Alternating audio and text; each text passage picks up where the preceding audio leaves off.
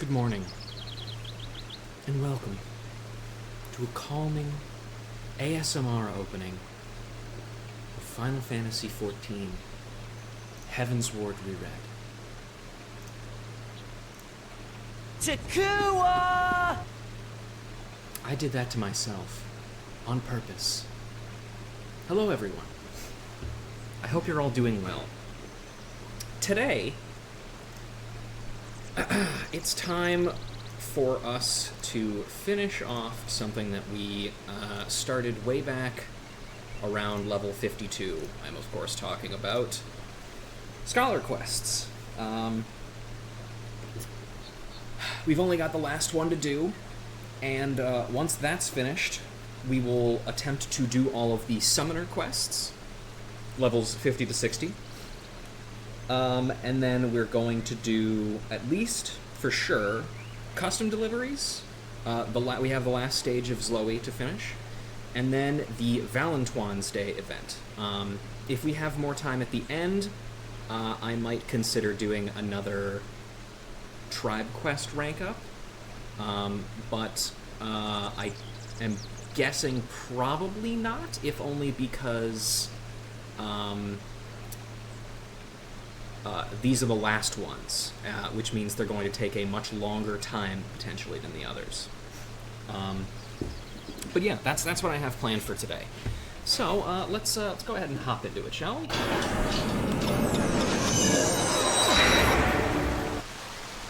Here we are, on the shores of Camp Bronze Lake, ready to finish off our mission.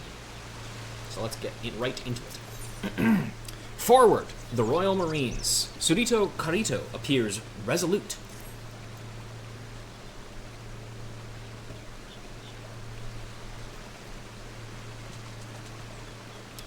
I have it, Ruja.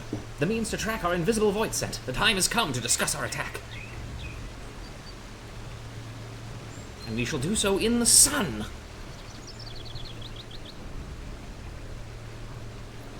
Haha! I've been waiting for this day. What's the plan, Surito Carito? First, we will need to track our quarry. I believe it has been feeding upon the aether of local creatures to regain its strength. The way in which it feeds leaves behind unique ethereal traces. As breadcrumbs mark the path of a hungry child, this trail will lead us straight to the void scent. How are we able to detect these traces? With Lily's aid. She can sense where the void scent has left aether undevoured. We will begin our search where you unearthed the amphora, and follow where Lily leads. Once she senses the void scent is near, we will force it to show itself. Lily will illuminate the area, and her light will dispel the magics concealing it. Right, my dear? Fairy noises. With the void scent visible, we will attack it with all our might. The Marines will charge and kill it before it causes more damage. This is it, Ruja. Our chance to prove the might of our core. Little one, the fate of the realm is in your hands. Are you ready? Fairy noises. Then our course is clear. May our plan ensure the sickness never again claims a victim. To victory, come hells or high water. Alright, let's do it.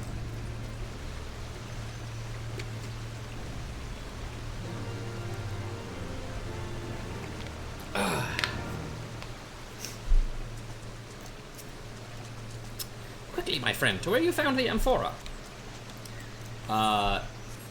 Also, the way that the opening song relates to our game today is by, it's pretty easy. It's summoning. There's summoning in it. That's about it. That's all I got, really. And technically, yes, we'll be fighting some demons, but, you know, that's secondary.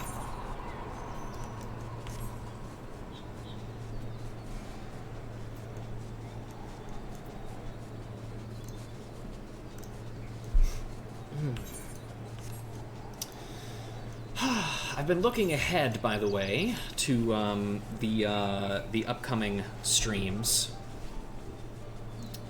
and what we will be looking for, or how we're going to be doing things in going forwards. Where could it have gone? Okay, girl, sniff. Oh wow, okay. Yeah, for sure. That looks pretty bad. Though the ethereal traces remained from devoured prey, your fairy senses the void scent is moving towards Zelma's Run. And I guess I just communicate that with my brain.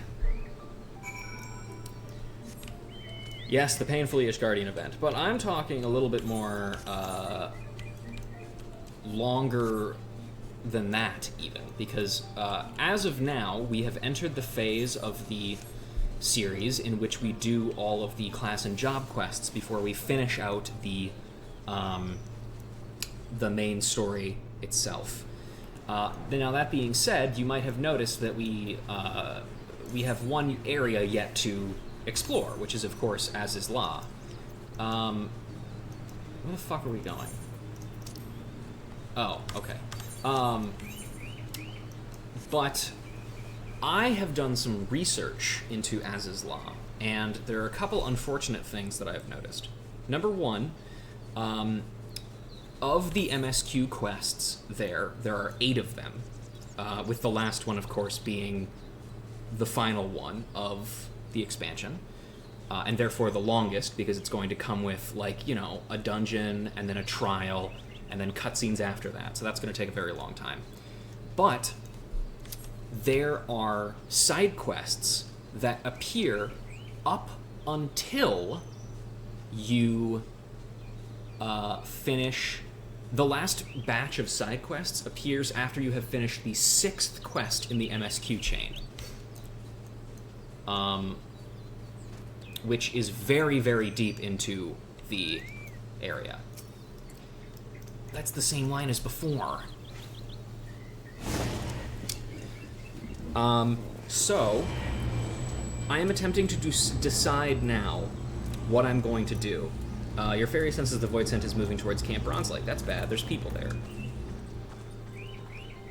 What is it, Ruja? What is it, girl? What do you smell? But that way lies Camp Bronze Lake. What purpose could it have there? The healing waters? No, I suppose it is home to... Of course! The wounded Maelstrom soldiers. It means to spread the sickness anew through them. We must stop it. Quickly, to the camp. So I'm trying to decide right now whether or not I want to do a kind of a split stream in which I do all of the quests up until that 6th MSQ quest, and then go back and do all the side quests, and then leave the last 2 MSQ quests and the ending of Heavensward and everything for another separate stream. Or what I could do is, I don't 100% know exactly how long it's going to take, but I could also just potentially start my stream earlier, because it would probably be on a Sunday, which means I would have the day off, which means I would have the freedom to start whenever I wanted to. And then I would probably start at, like, noon or something, and then we would just keep going until we finished. Whether or not that's a good idea, and or if people would be around to even watch that, I don't know. But that's something I'm going to figure out later. But of course, we have still a ways to go until we get to that point. But if any of you have a preference towards one or the other, please do let me know. Alright, let's do it. Forward, the Royal Marines.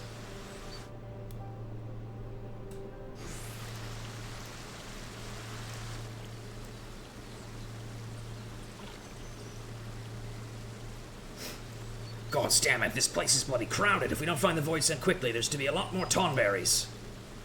But how do we draw it out into the open if we can't see it? Get the soldiers to evacuate. Ruja, find the void scent with Lily's light. Okay.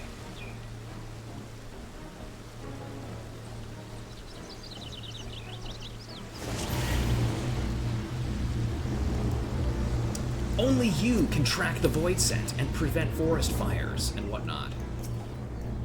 We have see all the people here doing their thing. All right, let's detect some traces. Nope, nothing there. Need to do V-Day quests on your account. Oh, that's a guy. Please feel free. that's something we're going to be getting to at the end of the stream, so if you feel like you can stick around for that long, go ahead and skip them, and I'll read them out for you. And I'll even do funny voices. I like how these two get scared, but the Chocobo Peep and the Hunter-Gatherer are just like, eh. Or the Hunter-Scholar, rather, are just like, whatever, man. Who cares?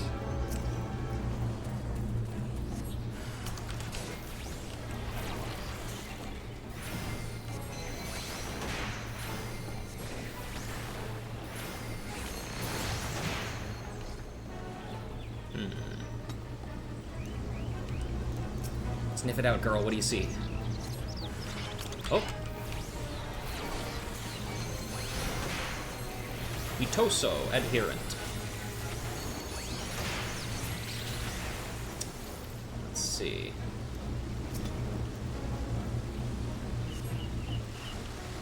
My black mage, you killed me? Oh, well, sorry.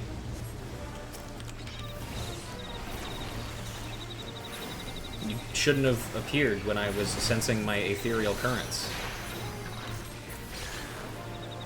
That's kind of on you, honestly.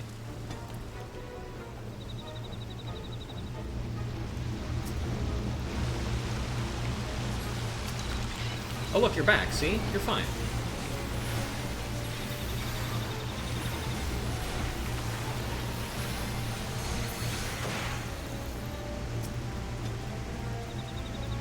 I'm sure you'll get back up. It's probably fine. Voidsent was here mere seconds ago. Wow. Oh, hey, bees. Oh, see, I'll leave you alone now.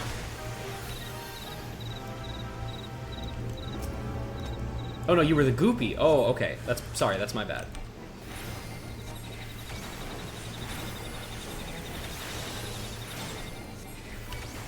Then I will go kill this guy.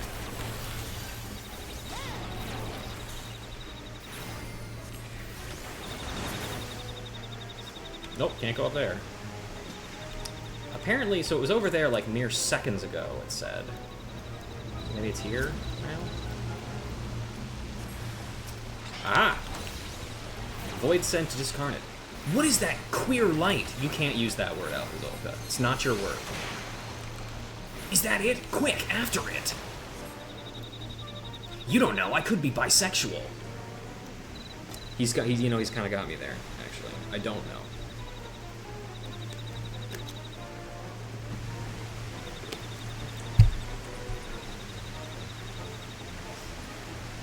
Bruja! Yep. Alright, Lily. Kill him.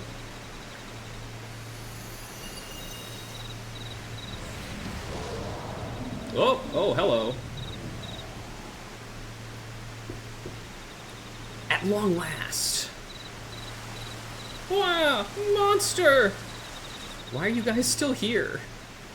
For Limsa, the Tonberries, and for glory, attack! To victory, come hells or high water! I don't know, I kind of like his color. I like his colors. I really like yellow and black. Excuse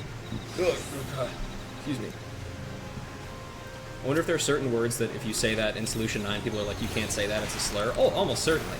It will try to infect us. We must avoid it at all costs. Yo, that motherfucker used void blood. You can't do that.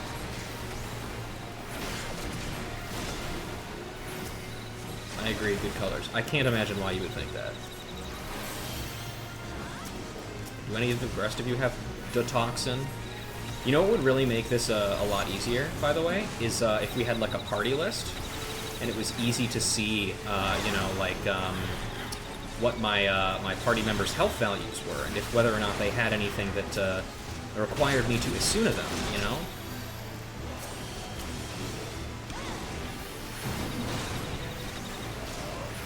But for whatever reason, we can't have that. Okay, bro, you gotta do a little bit better job holding aggro. Come on now.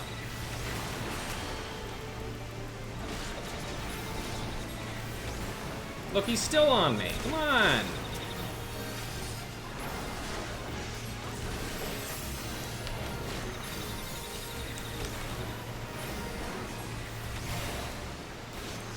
Bro's pupating.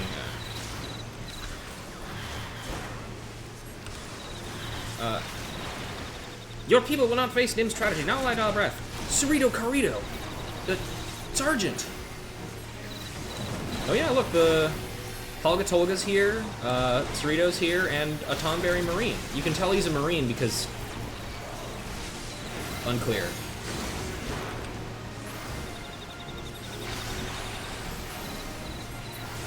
Alright, cool, we did it. I don't know. I think we could have maybe done that a little bit. That could have been a little bit more engaging. Is it? Get back! It's trying to infect us! No! Now, Ruja!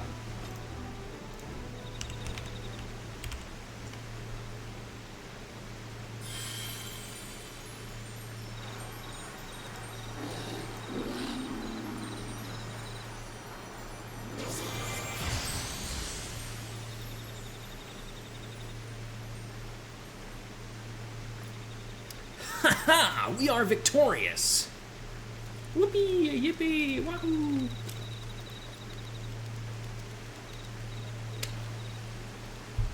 Yes, when I think upon the horror it visited upon my people, But now, no one else will share our fate. My thanks to you and Alcazolka both. Yeah, we did it. Oh yeah, this guy. Great. Ah, you got my gratitude as well. Good to see proper Royal Marines at it again. Stop crying, you fucking loser. Indeed it is. Today, the torch is passed to you. May the Royal Marines evermore defend the people. Okay.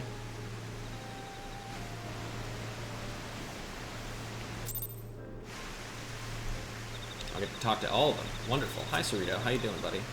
You have won a great victory today, my friend. Your allies will appreciate it if you tell them so. Yeah, I'll bet. Can't figure it out for themselves. Also, by the way, I just looked it up because Final Fantasy isn't very creative, and they steal names from other things. Bitoso, the name of that Void Scent we just killed, is the name of a creature, I guess, from Roma folklore, known as the Fasting One, or the Faster. It's also, looking at this website, it describes it as Bitoso is a little worm with multiple heads. I just like them describing it as a little worm. It's just a little worm. Bitoso is a little worm with multiple heads who causes headaches, stomach aches, and lack of appetite. His gnawing causes earache and toothache.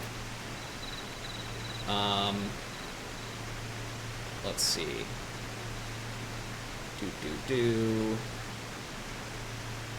Yeah, so it's just like a parasite that causes sickness. But also, this particular site notes that of his siblings, who are not really named in that article, his symptoms are actually like the most innocuous and like least bad. So he's actually like the most normal of his citizens. Alright. Imagine, Ruja, defeating a Void Center over 1,500 years old. When we first met, I didn't dare think we'd achieve such things together. The threat is gone, and the Royal Marines are born anew. Not a bad day's work, I dare say. But we are far from finished. I do not know what threats the future holds, but they will not find us unprepared. Not as long as I have aught to say about it. To victory, my friend, come hells or high water. Also, this is like maybe the third or fourth 1,500-year-old Void Sense that I've defeated. No, not to brag or anything, but, you know. Hello, guy whose name I don't know. Ain't common feeling that safe in a battle. Reckon those Nimians knew what they were doing with them scholars and fairies. I'll have your back too if ever you need it. You can call on me. All you need to do is say my name and I'll be there. Sure thing. You... An honor fighting beside you, man. If ever you have need of us, you need only ask. Oh, she literally says it. Sorry, I didn't ask your name, and a little too awkward to do it now. Bloody taunt-airy eyes! Always wanted with... Bah, who am I kidding? You did a fine job indeed. But don't you dare think of easing up on your training on account of your victory. If you sully the name of my beloved Marines, I'll flay the skin off your back. Okay, bye. Good talk, man. I have gathered the Void Sense remains. With careful research, they should yield the secrets I need to heal my people. I'm not so naive as to believe the answers will come quickly, yet the cure shall be ours one day. For now, my people will labor so that we may walk with yours towards a brighter dawn.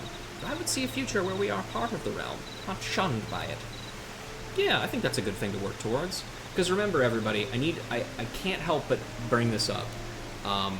In A Realm Reborn, a gay couple compares the persecution the Tonberries feel to the persecution of being in a gay relationship. So the Tonberries, the guys who are this way because they are cursed by a plague, that's an allegory for gay people. Thank you, my friend. Lily chose most wisely in you. Allow me to pass on to you one of Nim's mightiest abilities, Dissipation.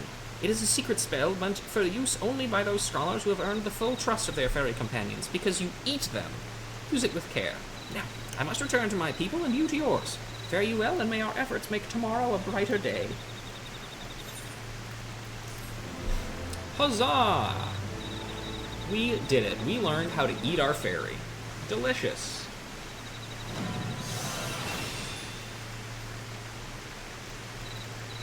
Alright, and that's it for the Scholar quests of this. Unfortunately, we can't do it when we're not in combat, so I can't just eat her. Just see what she tastes like, but, I mean, you know, what are you gonna do? So, we have our Savant's attire. And is Cerrito still here? No. Cerritos Groupon is not here. Okay, let's go back to Limser and see if we can't check in with Alcazolka and see if he has any updated things to say. Just because it's always nice to check up on your homies, you know what I'm saying?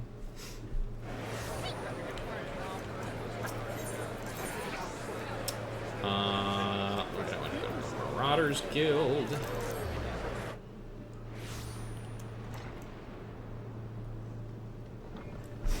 Hey, bud. Ruja, to what do I owe the immense pleasure of seeing my fellow Marine today? How goes your research? I'm continuing to train under Sergeant Tolga. Though he has recognized I am worthy of the Royal Marines, he sees that I have not yet awakened to my full potential. However, I can no longer focus solely on my own progress. There are many members of the Marauders Guild who wish to learn Nemean techniques. They must be taught to defend the defenseless. And you and I must lead by example. To victory, my friend, come hells or high water. Hey, what's a scholar? Now that we are working with Cerrito Carrito, mayhap a review would not go amiss. However, I can scarce imagine I will tell you aught that you did not know already. In that age of wonders, more than 1,500 years ago, when rival nations brought earth-shattering magiques to bear against one another, scholars were instrumental in ensuring the survival of Nim. Though they were far fewer in number relative to the mariners, it is clear these mages formed the backbone of the Nemean military. One might describe their roles as one which provides support. That does not adequately describe their capabilities as far as I am concerned. Powerful restorative and enhancing magics, well, those were hardly unusual in that day and age. No, what set scholars apart was both the strength of their magics and the manner in which they employed them. Aye, I speak of the fairies, those otherworldly creatures which the scholars learned to bind and control. However, as we saw firsthand on several occasions, that control is not absolute, and praise the 12 that it is not, or we might never have learned the true nature of the Tonberries. Alas, I fear that revelation will do little to change how the tortured souls are treated. So long as the rancor drives the Tonberries to violence, the people of Vilbrand will have no choice but to defend themselves. From gay people. Alright. Now, before we move on to Scholar, I probably should have prepared this a little earlier, but I just didn't.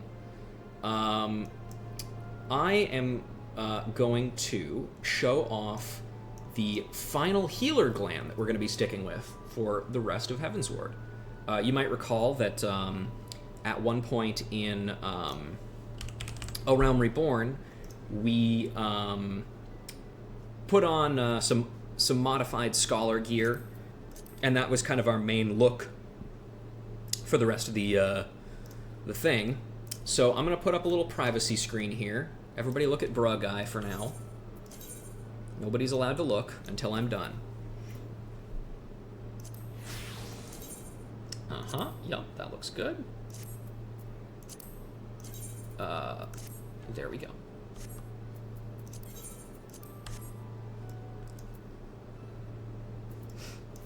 Okay, now, it's time for a little magical girl transformation.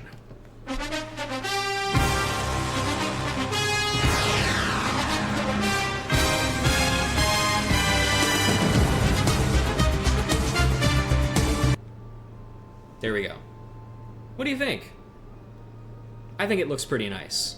It's a nice mix of the kind of heavier clothing that you get in that I want in that you would want in Ishgard for the cold climate, and it also has enough books and shit all over you to continue to be Rouge stuff. So yeah, this is Rouge's final glam for healer for Heavensward. I want to clip that. I mean, what's the worst that could happen, right? You know, I mean, what could possibly go wrong? Probably nothing. Let's now go to Gridania.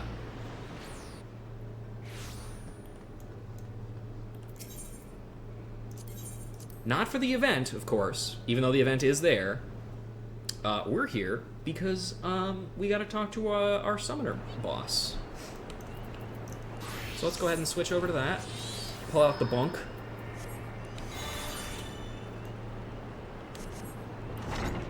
I do also have a final caster glam as well, but we'll show that off, of course, once we are done with these quests. And let's see. Yep, okay, she's still over there.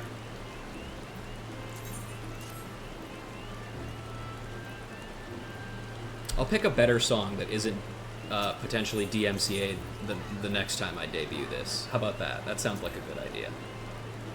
We'll go to Miketo's Amphitheater to preview the horrors of the event. Yep, there it is. It's all bleeding hearts everywhere. Horrible.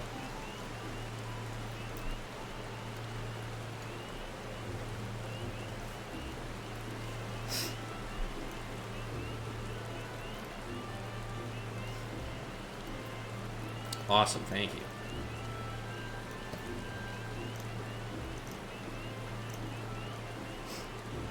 Remember to post it in the clips channel, because we do have one of those. I don't even remember what the last thing that was posted in there. Oh yeah, right, me fucking crashing out. Alright. Hi, Yamitra. A fitting tombstone. Yamitra has glad tidings she would share with you. Hi, Yamitra. Thanks for helping bring your sister back to life, by the way. I really don't feel like we've talked about that enough, I gotta say.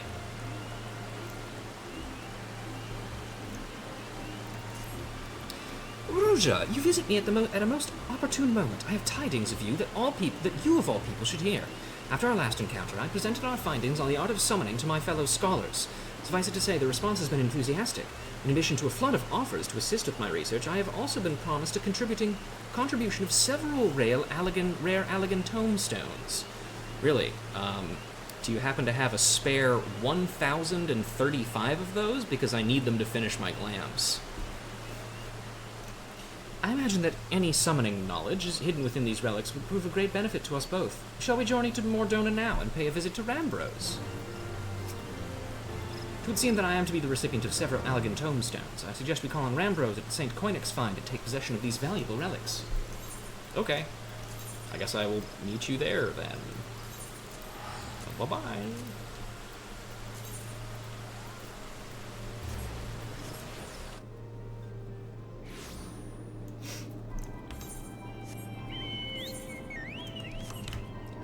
Ugh.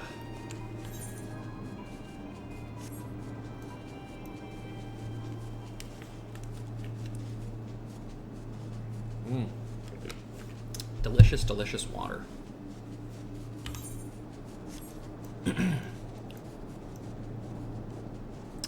Rambros. There you are, buddy. Oh, hi, Yamitra. You actually did beat me here.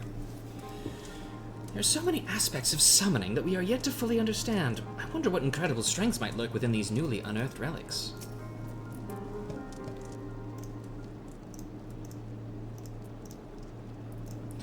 Ruja, how do you fare, my friend? As ever, we here at St. Koinix Find remain firmly entrenched in our efforts to excavate the secrets of the Allegan Empire. The members of Noah must be armed with knowledge if they are to truly pave the way to the future. Ah, I see you are here with the intrepid Yumitra. Might I assume you have come to collect your promised tomestones? Aye, I am most eager to sink my scholar's teeth into something new. Then allow me to feed your fervor. We have uncovered a number of relics which, on cursory inspection, appear to contain a detailed methodology for several summoner incantations. Who better than you to decipher their mysteries? Leviathan, Ramu, Shiva, with every new primal that appears, the importance of a thorough study of summoning magics becomes ever more apparent. Speaking of those particular deities, Ruja, I am given to understand that you had a hand in defeating every single one of them. Your name features quite prominently in the reports we received from the Scions of the Seventh Dawn. Because, you know, you're a member of that, which I know. And as you were present at each of their downfalls, then it follows that your aura was infused with the essence of those primals. Could it be possible that you now have the potential to call forth new Eggy? No. And it never will be. Because life sucks. By the 12, of course! The most trying of the requisite conditions has already been met. All that remains is to perform the summoning rituals at locations charged with the appropriate elemental energies. Master Ambrose, can you suggest any place with the etheric balance tips heavily towards either water, lightning, or ice? No. The singing shards should adequately serve your needs for lightning. The area is alive with a constant discharge of crackling energy. The singing shards it is, then. Let us perform the austerities of lightning and attempt to bring Ramu Eggy into this world.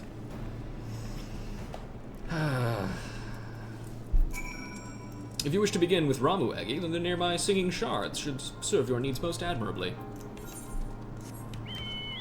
God, wouldn't it be cool if we could actually do that? That would be so nice. I would love to see new Eggy.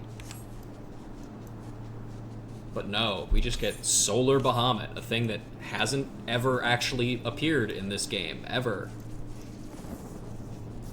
Also, you might recall this is where we had our final confrontation with that one guy, the final boss of the previous Summoner questline.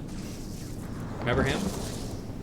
It's okay if you don't, because I don't remember his name either. Let us begin the austerities of lightning. Concentrate on shifting your etheric energies towards the desired element. Okay, here I go. Is it working? My hair is standing on end.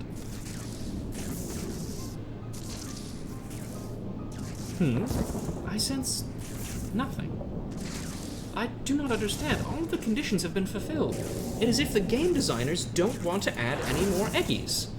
The summoning ritual has never failed us before. Whatever could we be missing? Well, there is little point in us remaining here if Ramu Eggy will not answer your call. Shall we return to Gridania? Well, that depends. Did you get your tomestones already? Should we maybe let... Are we gonna let Rambrose know? I'm gonna go check in with Rambrose. You know. Summoner Quest kicked my ass because it was around the time they took away the Summoner's tank abilities. I feel like the most infamous Summoner Quest of all time is the next one, the level 52 quest. I'll bring it up again when it shows up, but that thing fucking hits hard for some reason. Nope. Okay, he doesn't care. Back to Apkalu Falls, I guess. Do I really want to actually hang on? Hey, does anybody mind if I take the jackpot action off and put on reduced rates, please? Because I'm going to be teleporting around a lot, and I only have so many thingies left. Can I do it? Go off? Okay, cool.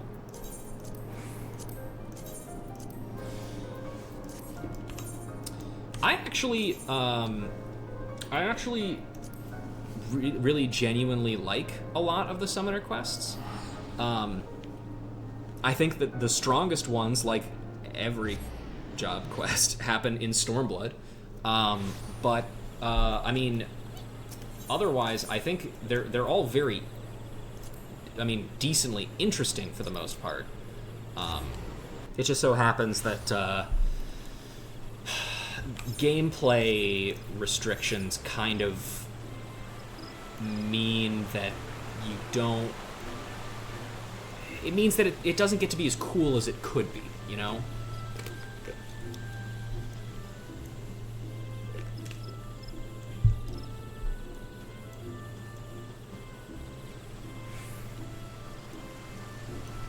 Hello, Yamitra.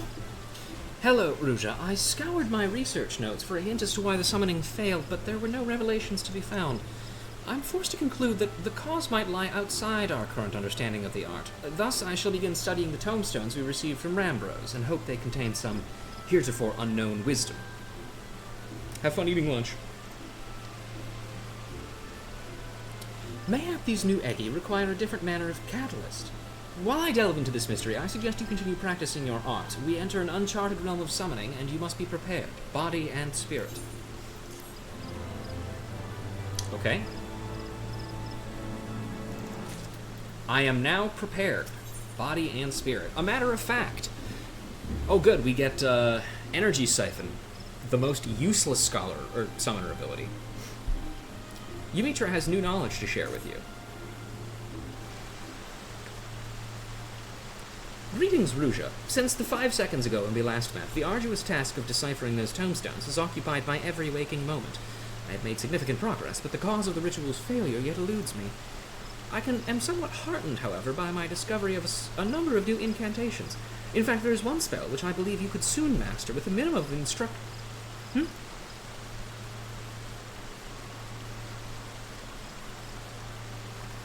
Pray, forgive my interruption. You are the leaders of the research effort on summoning magics, yes?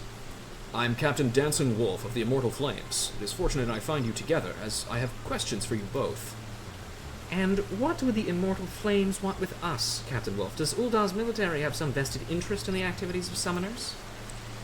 Just one summoner in particular, madam. We seek a man by the name of Tristan. I remember him. Then you do know him. I've read reports that you had been in pursuit of our former soldier, but I always like to have confirmation on our intelligence. The Immortal Flames has its own reasons for wanting Tristan found. If you have any idea of his whereabouts, then I must know what you know. Yeah, I killed him like 2 years ago. So, Tristan matched his summoning magics against yours and was ultimately consumed in fire. And you are certain that he perished? Have we given you reason to suspect otherwise? I do not doubt the veracity of your tale, but there's been an incident. A merchant caravan was recently attacked by a man who, by the description given, closely resembles Tristan in appearance. Should we allow the crime of a former immortal flame to go unanswered, then the integrity of the entire organization would be called into question. I will find him and see that justice is served. We looked on as Tristan was engulfed in flames, not even a charred corpse, and we believed him utterly consumed. Could he have somehow survived that inferno? If he is alive, then we have unwittingly permitted the escape of a known pawn of the Paragons. Captain Wolf, you must allow us to accompany you on your investigation. Your combined expertise in the summoning arts is most welcome, Lady Mitra. The attack occurred on one of the roads out of Camp Drybone. Come join me at the settlement proper, and we can continue the search for witnesses. Look at his stupid tiny shield. Get a bigger shield, dude. No offense.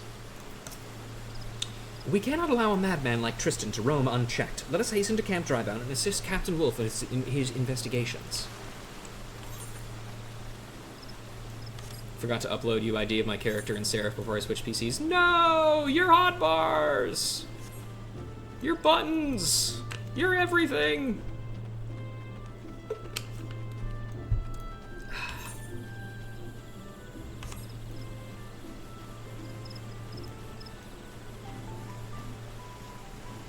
You must rebuild everything from scratch. Alright. Let's go to the Gold Saucer, and then to,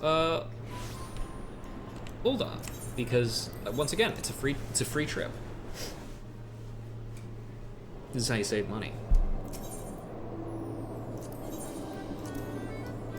Okay, well that's good at least. What about your other characters? Wouldn't they also, have to have their things redone?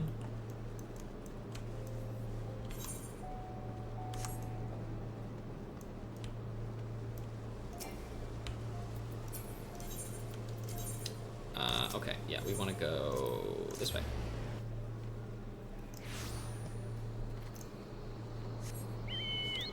Oop. All right.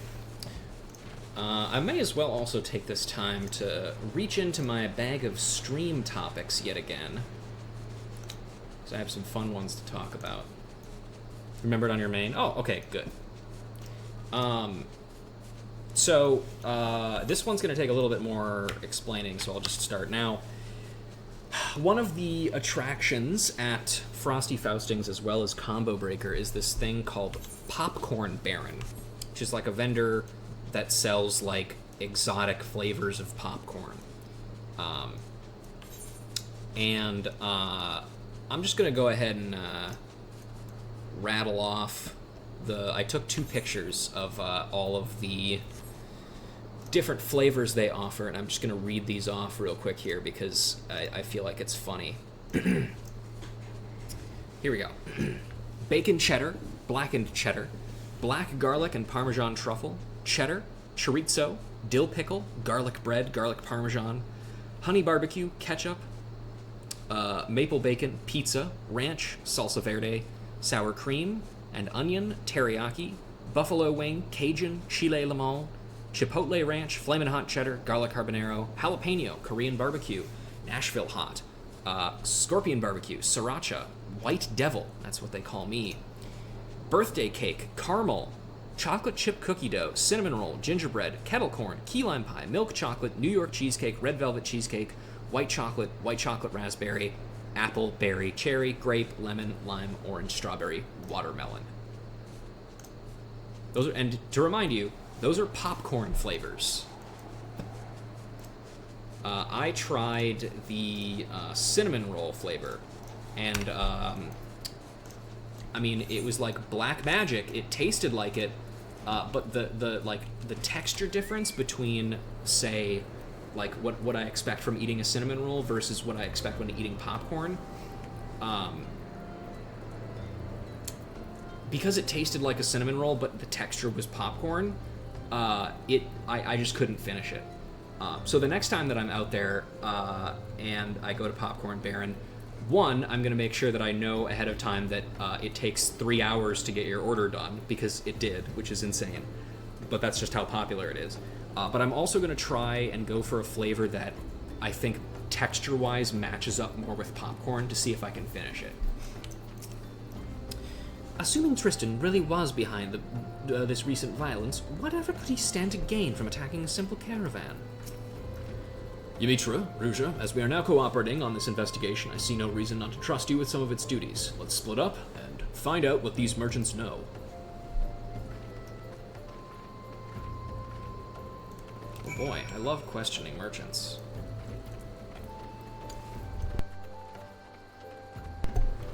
Hello, 22C. Now that you mention it, they did just cart a bot in the body of a merchant. Such things are hardly noteworthy around here, though. As such, I failed to take note. I would have gone for cheddar because you're not adventurous with new flavors. I understand that. I think, given the circumstances, I also probably would have done that. But I was just kind of feeling wild. I was feeling wild and crazy. A friend of mine survived the assault. Said he even caught a glimpse of the villain's twisted face. I'm certain he would tell you more if he had not left camp the moment his injuries were bound. Oh, can you tell me where he was going? Because I would like to talk to that guy. To that man. That dude. Oh, hey, there's Yamitra. Might I trouble you for a moment? Let's see if we can find Dancing Wolf. There he is. I have a few questions, if I may. That guy looks pretty, invested in his pot. I don't know if you're gonna get anything out of him. The attack out on the road. I hear the man who did it was swathed in a robe that was black as midnight. One of Ifrit's tempered, I should think. Not a big fan of popcorn. The whole getting things in my teeth thing is a big ol' no. I get that. That's a pretty fair thing to, or a pretty fair problem to have. It would seem a merchant who lived through the attack has already set out with his goods again. Traders of Thanlan are not if not hardy. So, we have one merchant left alive to tell the tale. According to my inquiries, our intrepid trader will likely be en route to Highbridge. We may yet catch him on the road if we're swift.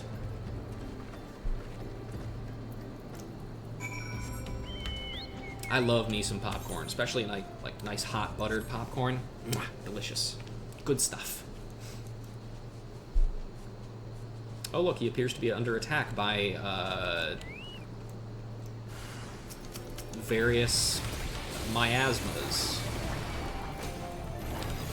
And also the emulsion. Which, I mean, I guess that makes sense. Movie popcorn is the best. Oh yeah, for sure.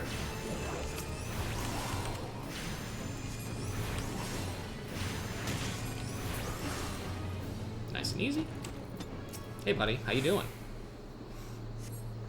Hey, I have a question for you about a different attack, one that might have traumatized you far worse.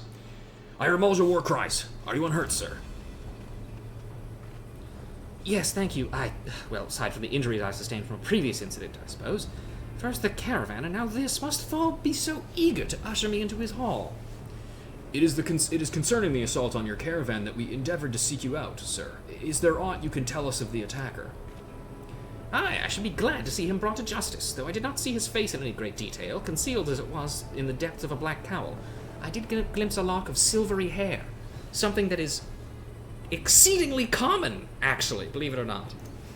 By his stature, I marked him of Huron stock, and by his fiery servant, a hell-spawned demon in disguise. A fiery servant? Did it look like this? Hey, maybe I probably should have like warned him that I was going to do this, but Thor's balls! That's the one! Where do you people find those things? The villain was in command of FFXIV then, and we know the affinity Tristan has for primal flame. Aye, all the evidence points towards our man. Yeah, go away, buddy. Thank you for your cooperation, sir. You have been a great help to our investigation. Oh, think nothing of it. Consider it poor recompense for my rescue at the hands of this gallant adventurer.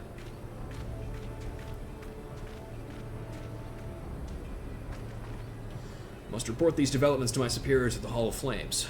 Pray, join me in Ul'dah. There is more I would discuss with you. Sure.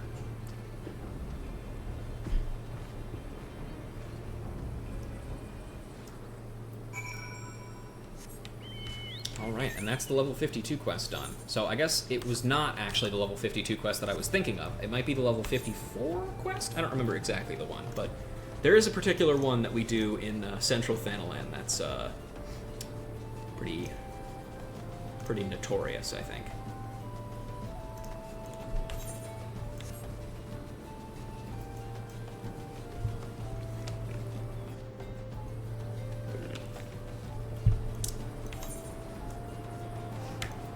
Let's see.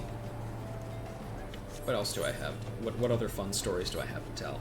Oh, this is a more recent one. So, a long time ago, I think, I complained a little bit about night crew at my job, and how they just don't do a very good job, like, all the time. And that trend has continued, but they did manage to do something that surprised me. Which is they destroyed two things that I have no idea how they've managed to, like, destroy them. One of them is one of our mops. It has, it's like, how do I describe it? It's like a kind of a gyrating, like, flat plate for a head with two strips of Velcro on that you can stick the back of the mop head to. So you can, take off mop heads nice and easy. And those Velcro strips are usually, like, screwed in to the mop head in order to make sure that you can't, like, accidentally rip them off. But one day I came in to work and I found that both of them had been just completely torn free of the mop head, or of the mop handle. And, like, it was just, I don't know how they fucking managed to do it. They would have had to pull it off so hard that it went through multiple screws. And then they just left it back on my cart like nothing happened. It was crazy. And so now I feel even more justified that we, like, have a collection of items that we just, like, of, like, good quality new cleaning materials that we just hide in a separate closet so they can't get at them. Captain Wolf seems most troubled. No doubt this case has forced him to relive terrible memories he would sooner let fade. What makes you say that, Ymitra? I'm sure it's fine. You know of Tristan's older brother, Kaedin. Both were soldiers in service to the Immortal Flames. Both were soldiers under my command. Our unit was one of many deployed in a mission to destroy the Primal Ifrit, an operation that succeeded with staggering cost. Those who were not incinerated were tempered, with Kaedin suffering the latter fate. As you well know, a primal's power is fueled by the faith of its thralls, and the greatest mercy we can grant such unfortunates is a swift journey to Thal's hallowed halls. Tristan volunteered to end the cursed existence of his own brother. He returned to Ul'dah with Kaedin's blood on his blade, and I watched helpless as the gift slowly strangled the life in his eyes. No words of comfort could reach him. When at last he quit the flames, he was a husk of the man he once was. Never did I imagine his grief-maddened mind would drive him to such desperate evils. Tristan was my soldier, and it is my responsibility to stop him. Thanks to your aid, we have mounting proof that he's still out there. When we are ready, we shall make our move. We are content to follow your lead in this, Captain Wolf, and we should certainly be fully prepared if we are to meet this dark summoner in battle. To that end, Rusha, I would teach you one of the incantations I gleaned from those repositories of Allagan wisdom. 'Tis a spell of damaging magic employed in combat by the summoners of Eld. Let us call upon Captain Wolf again once you have mastered its use. It would not do to engage Tristan while stumbling over unfamiliar magics. Oh, trust me, I'm not going to use this spell. I might as well take it off my fucking bar. It's up there with Physic. Although actually Physic is still worth it at like lower levels, like when you're level synced. A minor negotiation. Wait, hang on. There we go. This is the one I'm pretty sure I'm thinking of. Dancing Wolf awaits your return, a grave expression upon his features. Auspicious timing, Rusha. There's been news, and none of it good. Our soldiers in Central Thanalan have reported another attack. I looked over the notes of the initial investigation, and it would seem Tristan, or someone that looks very much like him, is struck again. I'll have one of my men contact Ymitra with the details, but I suggest we head out to the Nanawa mines immediately and question one of the surviving victims. Sure. So, as a continuation to my story, I told you the first thing that Night Crew broke, which is the mop head. The other thing they broke is, one of the two places that we work out of in Custodial is a custodian's room that has like a sink and like a desk and stuff like that.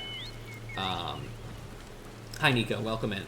I'm just telling a story about how the night crew at my job fucked something up. And then we also have a maintenance room, which is like where all of our like machinery and then like toilet paper, paper towels, and our carts are stored. That room, that maintenance room is like vital for us because that's where like the majority of our supplies are. So one day we come into work and we notice that the door is like jammed in a weird way that even if we unlock it like with a key, it still won't open. So somehow Night Crew managed to open the door so badly that it broke the lock in such a way that the door simply would not open. And we had to literally like call in first what we did is we called in like security, like campus security or campus safety rather, to come in and see if they could open it, and they couldn't. I remember I was walking back from grabbing a cart, and I walked up to like around the corner to see the broken door, and I saw the security guy who we called in to fix it. He just like went up to it and he like slammed his ass on it a few times, like just twice. And then he just like looked at my boss and just kind of threw his hands up in resignation, like, well, I tried everything I could, and then he left. And we were just like, yeah, that's kind of what we expected. So we called a fucking carpenter, and he like cut the door open for us. So anyway, that was an interesting experience to go through. What fun. Hi, Wolf. Ymitra sent word that she would be along shortly. Why not a locksmith? Because the problem wasn't like the lock wasn't working or we didn't have a key. We had keys for it. The problem was that like the door was jammed shut or like fucked up in a certain way that like the lock straight up wasn't the problem. It was a problem with, like, the hinge itself. Or I don't know exactly how to describe exactly what part of it was, like, busted, but, you know, like, we couldn't, like, pick the lock or something. We had keys, and they worked. They turned in the lock, but it didn't do anything. What do you mean, more questions? I've spilled me tale to 3 different soldiers already. Me work gets further and further behind every time I gotta stop and talk to you folk. Here's an idea. How about you scratch my back and I'll scratch yours? That big lad in the uniform there looks like he could lift some good-sized rocks. What about you, lass? You some sort of mage? Oh, we've had trouble with the local spriggan swiping our fire silver, and you're just the woman to get it back. That stuff's as rare as chocobo teeth, you know? Now, just a moment, sir. We don't have the time for these distractions. And maybe I don't got the time to talk to you. Not until there's a little give with your take. Okay, buddy. I fear he means to be stubborn about this, Ruja. Please, humor the man and retrieve his precious ore from the Spriggans. I'm gonna need me fire silver back from them Spriggans. Always lurking nearby they are, sniffing about the carts. You'll find him soon enough. Yep, this is the quest that I remember. This fucking Spriggan right here used to be insanely difficult to fight for no reason. Like, I can't even describe how fucking hard this guy hit. It was bizarre. And now he's just a fucking pushover. I remember, like, people, like, in like, shout chat in this area would sometimes be like, hey, can a high-level person come over and help me fucking kill these fucking Spriggans for this quest? Because, like, I just can't do it.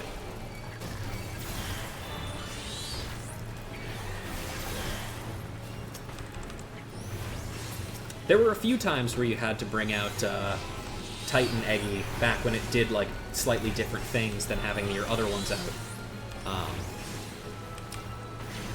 And this was one of those times. I remember you asking you all for help. Yeah, that's right. That was one of the things that Nico asked us to do. Man, fuck these things.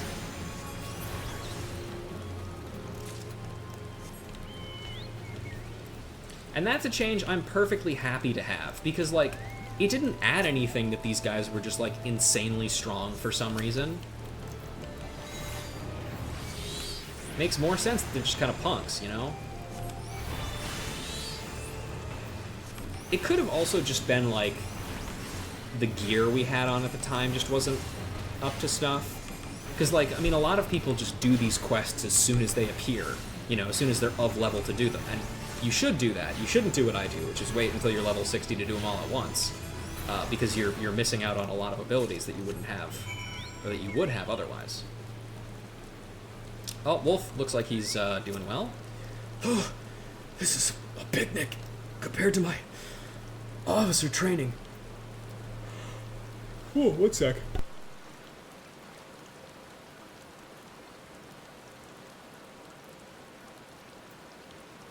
I need to take some sips of my own. I'm getting tired too. Find them Spriggans, lass. What about me fire silver? Fire silver, also known as ruby silver. This rare grayish-red mineral is often found near veins of regular silver. For every 100 ponds of silver a miner excavates, however, she will be lucky to find even a ponds of fire silver.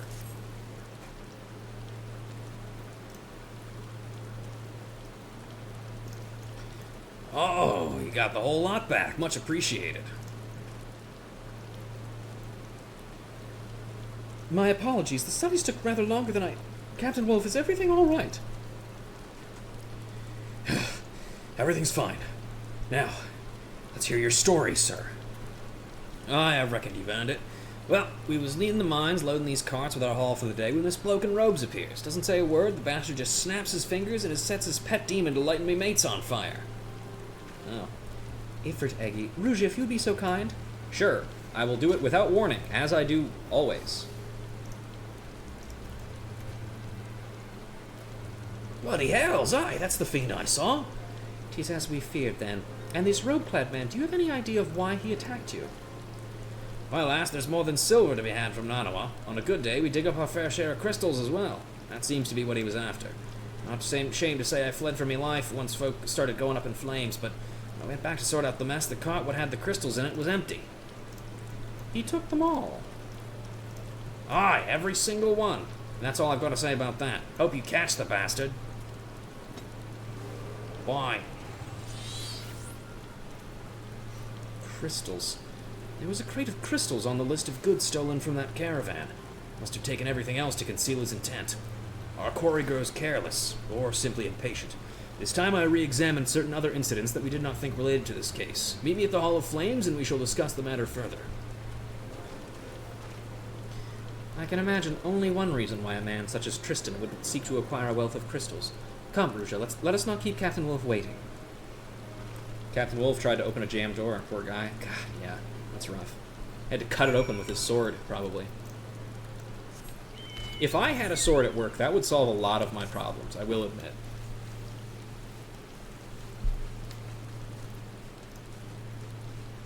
It might, like, I don't know, cause some new ones, but I'm not too worried about that, quite frankly.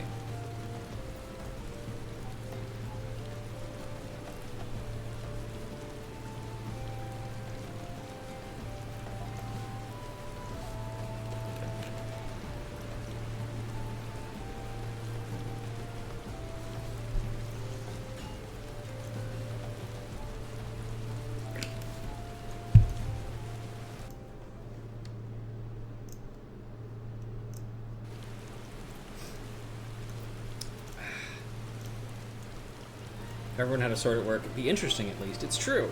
I don't think I would trust some of my coworkers with swords, but I could be trusted with a sword. I promise.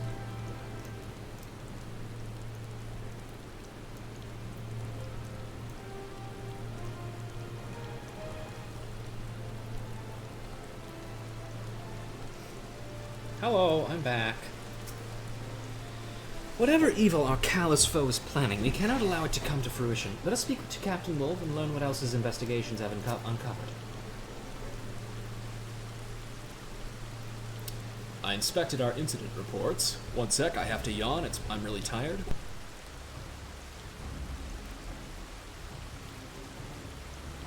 Okay, yawn completed. Inspected our incident records, paying close attention to cargo manifests that included crystals. We had attributed several recent raids to the Amalja, but the victims were, every one of them, burned to death. Not entirely impossible, considering the lizardmen's affinity for fire. But to not find a single arrow or spear wound. Aye, 'tis highly unlikely. Mayhap I should state aloud what we are all thinking. Judging by the sheer number of crystals involved, we must assume that this villain intends to call forth a primal. After my encounter with Ifrit, I learned just how devastatingly powerful these entities can be. And I believe that summoners, with their ability to harness such power, hold the potential to achieve great things. But if Tristan truly is mad enough to summon a primal, then that unthinkable act, and the bloody deeds he performed in the preparation for it, will cause people to start to question the motives of all who practice the summoner's art. And also he will be killing a lot of people, which I think is arguably more important. My studies of the tombstones revealed to me a tale of adulation. The summoners of Alag were revered as heroes for their part in defeating ancient primals, but their reverence slowly turned to revulsion as practitioners, intoxicated by their own immense power, began wielding the art of summoning as a means to further their own selfish ambitions. That is not to say, of course, that all summoners chose to become tyrants. Among the common people, however, it became strongly held superstition that those who meddled in the powers of primals ultimately fell into the embrace of evil. This superstition blossomed into outright terror, and that is when the mage hunts began. By the end of the Third Astral Era, the last of the summoners had vanished from the stage of history, never to appear in another Soul Calibur game.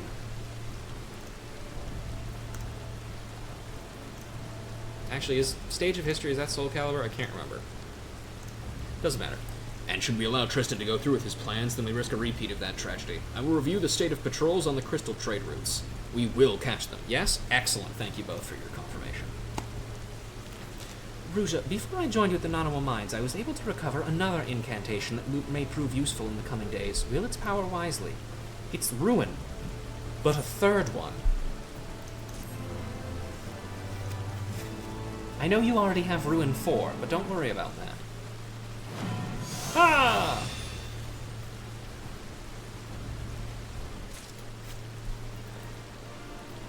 Hello, I'm back again. Mad, bad, and ebon clad. That's a good fucking name. Excuse me. Dancing Wolf is ready to go on the offensive. Greetings, Ruja. I hope you're prepared to take action. Ever since we increased our presence in the trade routes, our black rogue villain has ceased his attacks. Now it is our turn to go on the offensive. With the blessings of my superiors, I have arranged for a lightly guarded shipment of crystals with which we will lure Tristan into an ambush. And I want you there when we spring the trap. I have already sent word to Ymitra, and she will meet us in Camp Blue Frog. Let us bring this to an end, Ruja. That's right, the quest ends at level 56. You don't even have to worry about doing any more after this. Isn't that cool? I'm sure it'll work out that way, in fact.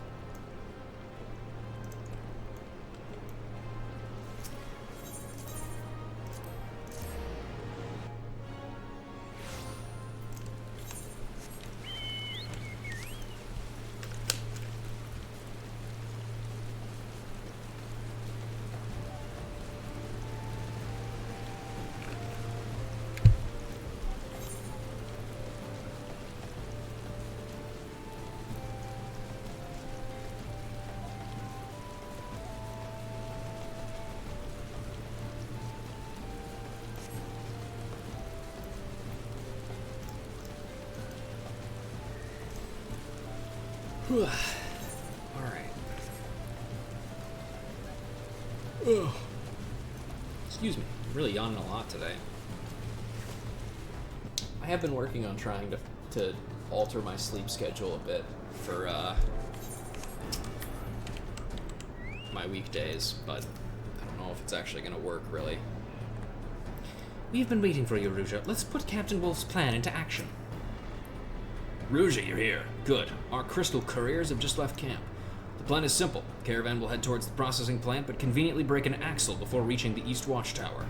We three will take up separate positions nearby and wait for Tristan to take the bait. I've had the driver complaining loudly and long and loudly about the lack of a suitable escort for his precious cargo, so we can be reasonably sure that an attack will come.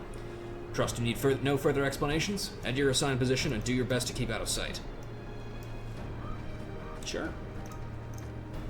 Short and to the point. I like it. Before we go to our designated location, however, let's look around a little bit and see. Oh, Ymitra, you're doing a real good job of hiding. Look great. Is aught amiss? This tree is hardly big enough to conceal the both of us. It's hardly big enough to conceal you. You're barely hiding behind it, girl. Hey, man, how you doing? You're here for the ambush. Ah, it's a pleasure to meet you at all, but you best keep your distance. I love that you could just go up and talk to him. Like, hey man, what's going on? He's like, fucking go away. Hi. If I've read him all right, Tristan will be unable to resist this lure. But enough talk. Take up your position and keep an eye out for our black-robed madman. Oh, I'm not even hiding. Ymitra's the only one actually hiding. I don't think my sleep stays put unless I have a super consistent schedule, and then even one day can ruin it. Yeah, I'd be like that. Okay, now she's leaving cover.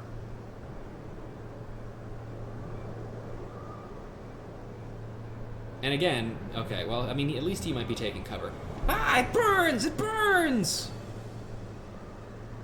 Oh?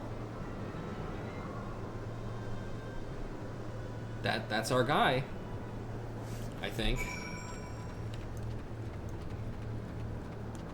If only my fucking backup hadn't just left for some reason. Let me see. Are they around anywhere, or are they just invisible for now? I assume they're just invisible for now, but it would be really funny if you could walk up to them and be like, hey man, we're under attack.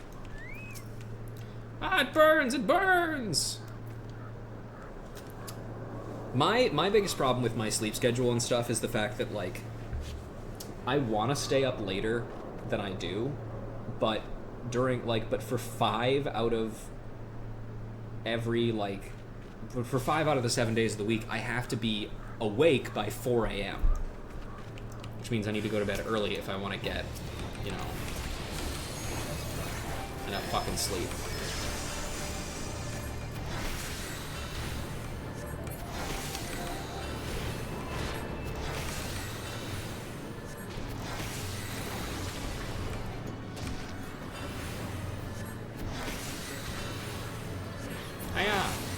Get fucked, loser. Alright, we did it. Nice and easy. Hey man, you okay? Other than being on fire?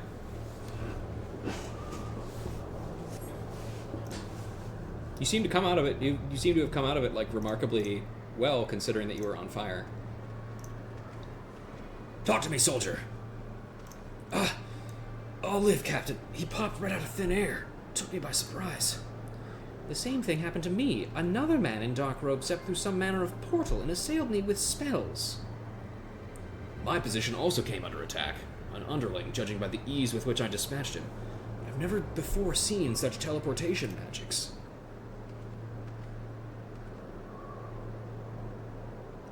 No! Cannot be. You know this man, Captain Wolf. This is Kaedin, Tristan's brother.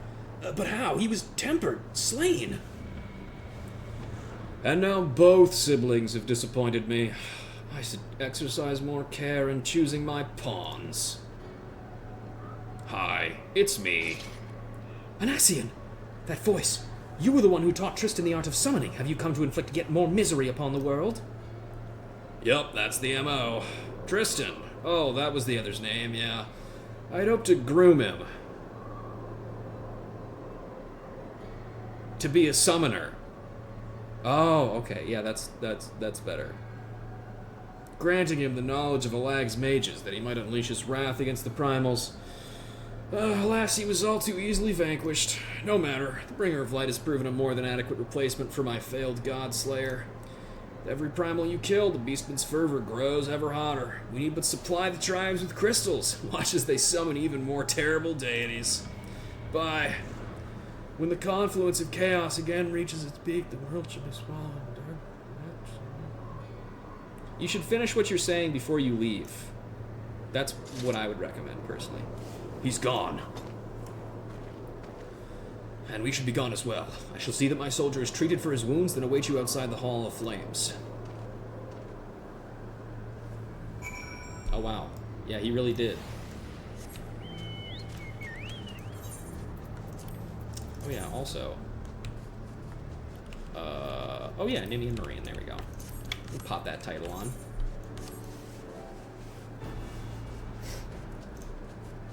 How do you guys feel about my voice that I gave the Ascian? Evil, but, like, bored. That's kind of how I view a lot of them. Because they've been doing this for so long that they're just like, oh, fucking, I don't know, man. Just, like, can you, like, fucking hurry up and cause the confluence, please? I really want to be, I want to clock out, man. I gotta go home and stream.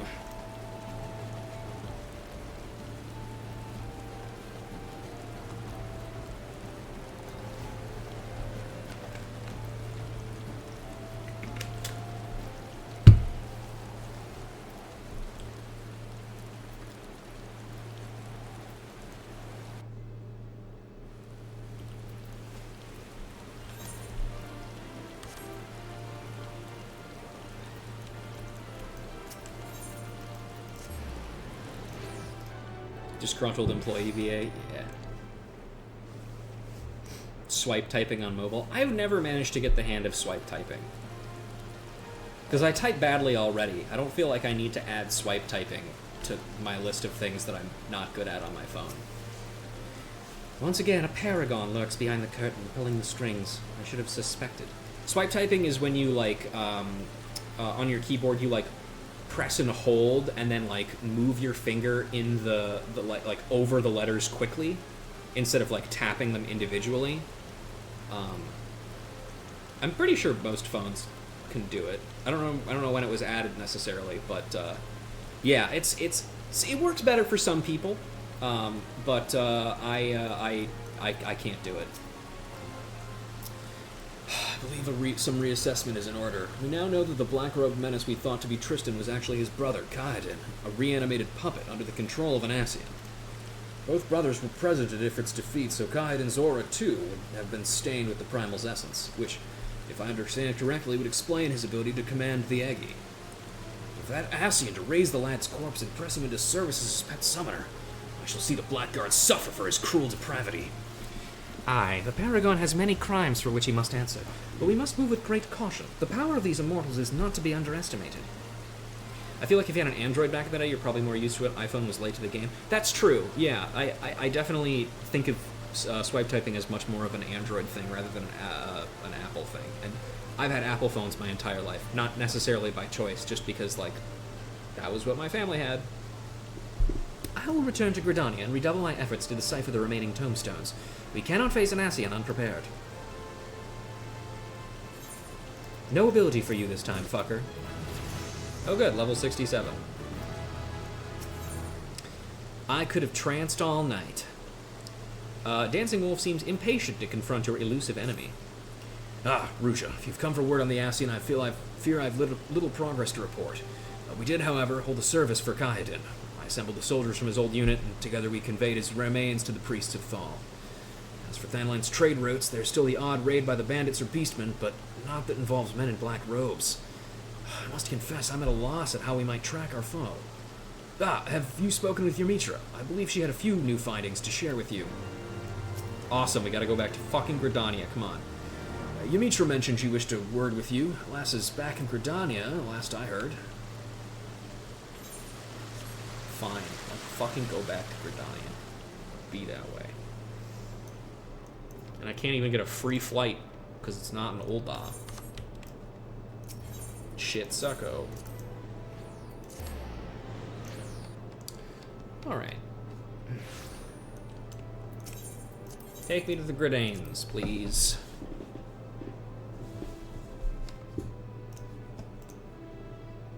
Still wants us to go back to the flip phone aesthetic. Yeah. People who play The World Ends With You always think that. I do agree, though.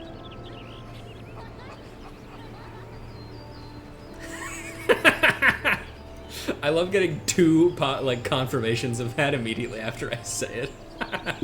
Oh. There are flip phones that are smartphones. It's true, there are. There are also the ones that like fold in half, which always scare me a little bit. Because it's like, how do you do that? That's weird. You're not allowed to fold the screen like that.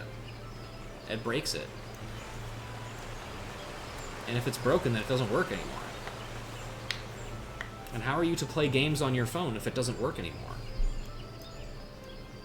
All these questions and more.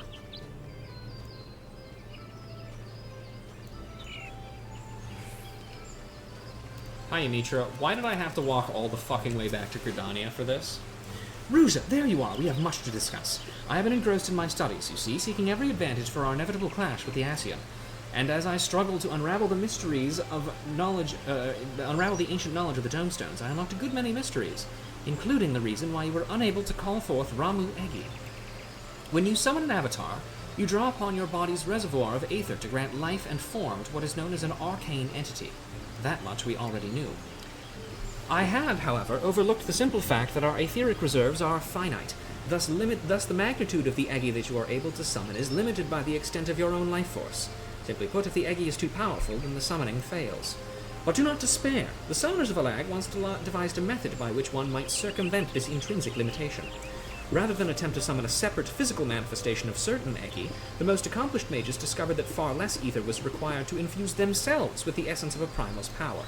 That technique is known, by which a summoner would achieve this heightened state, was known as a trance. What say you, Ruja? Shall we see if you can master this method? It may even allow you to contend with a paragon, but not if the essence is of an ordinary primal. Nay, we must set our sights on the most potent entity, the most fierce. I speak of the elder primal Bahamut.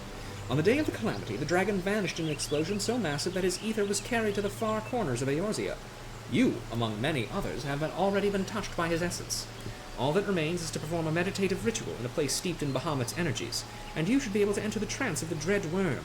As for setting foot on the only suitable location, I believe Captain Wolf can assist us. Shall we pay him a visit?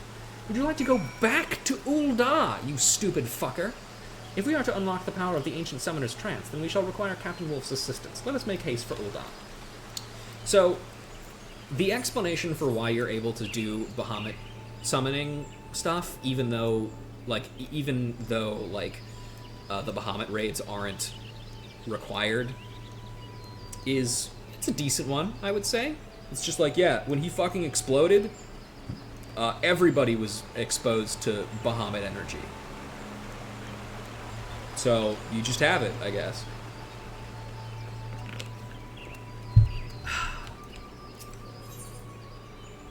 And the same goes for the Phoenix, too, I guess.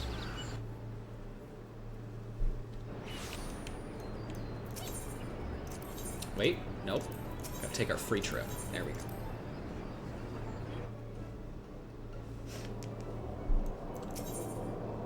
Also, them talking about why we couldn't summon Ramu implies that Ramu, Shiva, and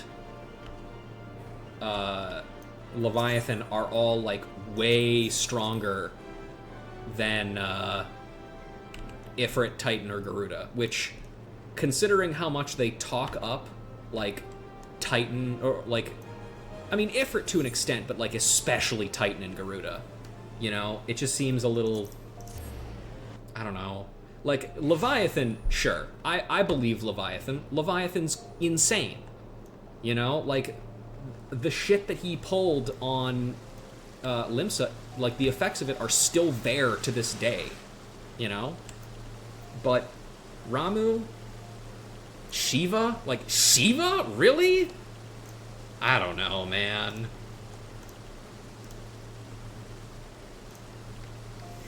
Anyway, 100% they realized they were designing themselves into a corner and had to come up with an excuse? Yeah, pretty much. As I anticipated, the good captain has agreed to help us enter the only truly suitable ritual location. Ymitra here is certainly not one to do things by half. She petitioned me to help gain entry to the aether-soaked wasteland of the Cartano Flats. Flats are disputed territory, jointly administrated by the 3 member nations of the Eorzean Alliance, and attempting to earn full admittance to the area is a bureaucratic nightmare. As matters stand, I was only able to secure permission to visit the Immortal Flames airship landing. If we wish to enter the flats proper, we'll have to do so under the cover of night. Prepare yourselves for a tense journey, and then make your way to the landing here in Ul'dah. I'll have one of our elite flyers standing by. Standing by. Time to queue for PvP, that's right! In order to truly summon the Rage of Bahamut, you have to get really salty at PvP. That's actually kind of believable, honestly. Hi. Mastery of this trance will greatly increase your chances of standing against the Paragon. Pray inform the elite flyer that we are ready to depart for Cartano. If they catch us creeping into the flats, the general will have my head on a platter. But I must have vengeance for my soldiers. I wonder if that's a different quote if you haven't saved Rauban yet. Because if you haven't saved Rauban, he's like, oh man, the general that's currently under arrest and, like, stuck fucking in, like, prison and has his arm cut off and is disgraced, he would be really mad at me if I let somebody in. I'll fly you to the front door of the flats, but that's as far as you're authorized to go. Stay on the landing or face the consequences. Sure, I will definitely do that, man.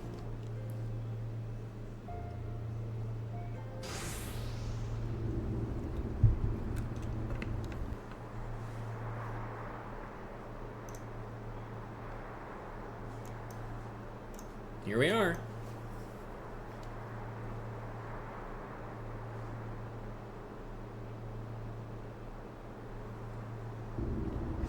So, this is what became of the Cartano Flats. Never before have I sensed such tainted ether.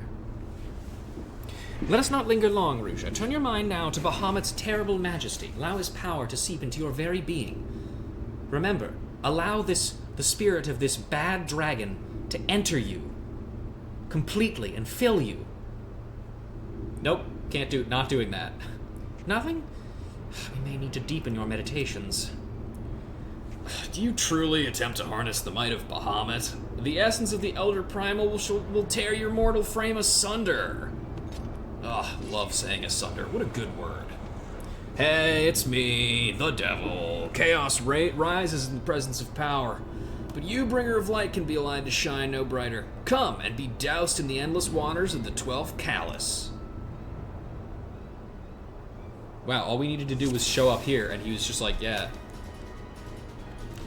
Bahamut's power shall never be yours. You die here, mortals, just so you know. False teeth. We needed more time. You must not abandon the ritual. Use Bahamut's residual energies to unlock the trance. Okay. You would play with fire, then perish in infernal flames. Like, see this guy right here? Get him. The devil, but I beat you today. It's true. Remember, everybody, watch Nico's stream every day at 2 p.m. CST to see him do one of the 7,000 endings of Shadow the Hedgehog. Oh, I can see his ether trails. Oh, let me just kind of suck that shit up right there. Ruzha, quest with your senses. There will be pockets of lingering ether. Find the densest concentration. Focus. Will yourself to be one with Bahamut's essence. I will cut you down with blades of wind. And that means I'm gonna summon Garuda, if that wasn't obvious. 3 p.m. on most days, 2 p.m. tomorrow and the day after. Okay, yeah, there you go. Another Eggy? He won't stop, will he?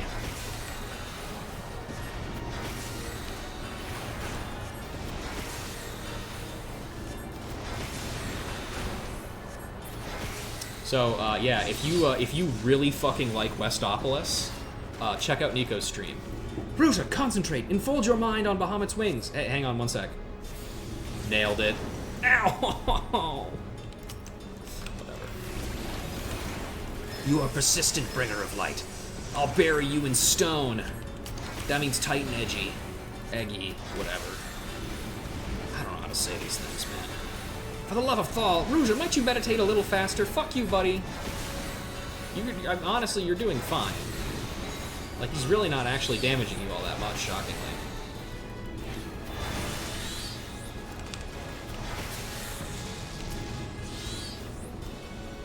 Let me see if he does another Megado Flame. It's working, Ruzha. Find another pocket of ether. Okay.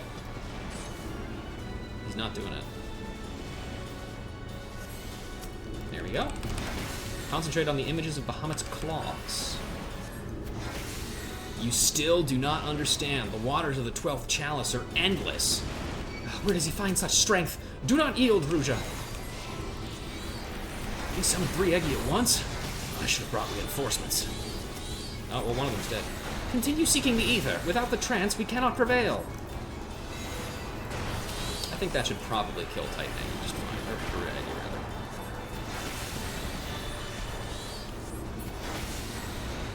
Where's the ether? Where is it? There it is. It's right behind him. Excuse me, sir. Don't mind me. Dimitri, can you fucking heal Dancing Wolf a little bit? Like, I know he's not... Oh, surely I'll finish this before... Yeah, there we go. Haha! Suck me off! Or whatever people say. I don't know. Ow, dickhead. No MSQ difference in dialogue unless you have a 1.0 character. Of course. There it is. Okay, don't poison AoE on me, please. I'm working. Fuck you. He did the thing that I asked him not to do. Why would he do that? Is he stupid?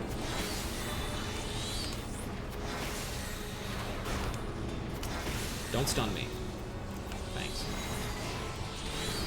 I think we should only have one more to pick up, I think?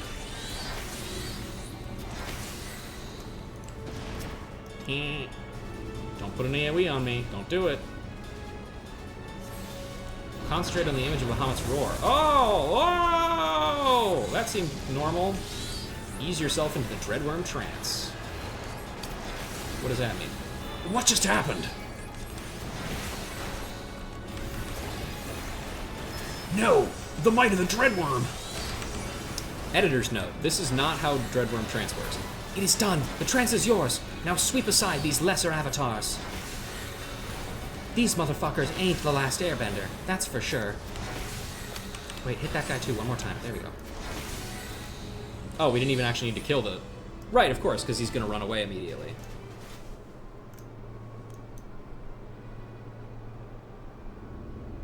Hey, buddy. What's up? Huh. I didn't anticipate this. You really should not have been able to complete the meditations under such duress. What is wrong with you? Maybe I should have cast those AoEs a little earlier, maybe? I'm thinking I should probably bail. But I'm not going to underestimate you again. Our next meeting's going to be our last, man, because it's the last quest in the quest line. So one of us is going to die. It's probably not going to be me. I mean, unlikely, right? I mean, come on, right? I'm a named bad guy. What was that guy? Who was that guy again? What was his name? Craig?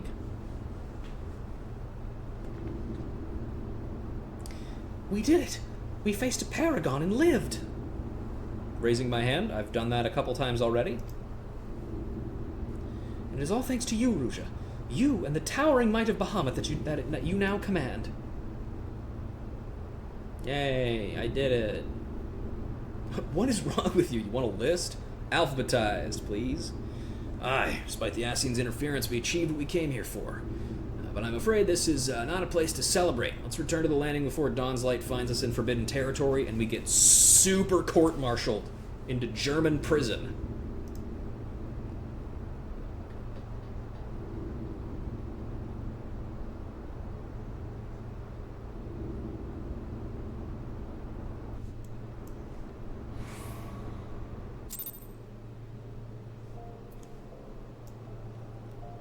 Hi, Mitra. It was a daring journey, but I believe the rewards merited the risk. We should be returned now to the Hall of Flames and see that Captain Wolf has not been stripped of his station. Yeah, that would probably be bad.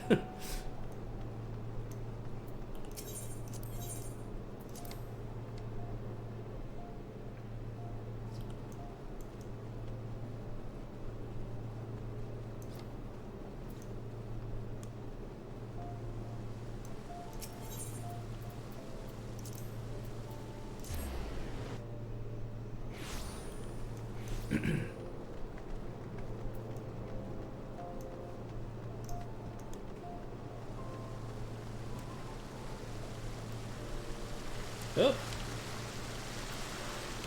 We did it. Paragon did not come across us by chance. We are being watched. Yeah. How many people are in stream right now? Like 8 or 9. I don't know how many. That many people are watching us. Are you guys Paragons? Are you guys Daasians? We have reason to rejoice, my friends. It seems our clandestine adventure went unnoticed by my superiors. And more importantly, we seized the upper hand in a battle against an Asian. The trance did appear most effective against our mortal foe. For such hurried night's work, we managed to reap quite a harvest indeed. Aye, it's a pity the bastard fled when he did. I would have liked to have settled the score then and there. 'Twas for the best, Captain Wolf. If we would truly defeat an Asian, then we must be prepared to destroy him utterly, body and soul.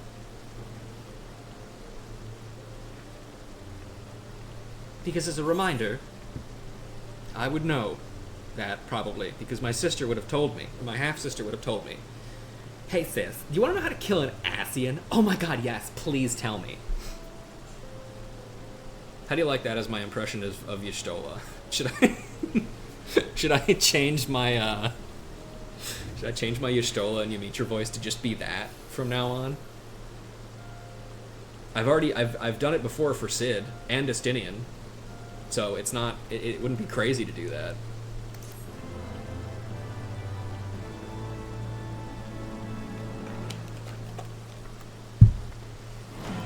Ha! I did it! I can now Dreadworm trance. And I learned, Astral Impulse and Astral Flare. Alright, a flare for the dramatic. Dancing Wolf is awaiting Ymitra's arrival. Good. Me too. Ruja, I was about to send for you. Ymitra should be here any moment.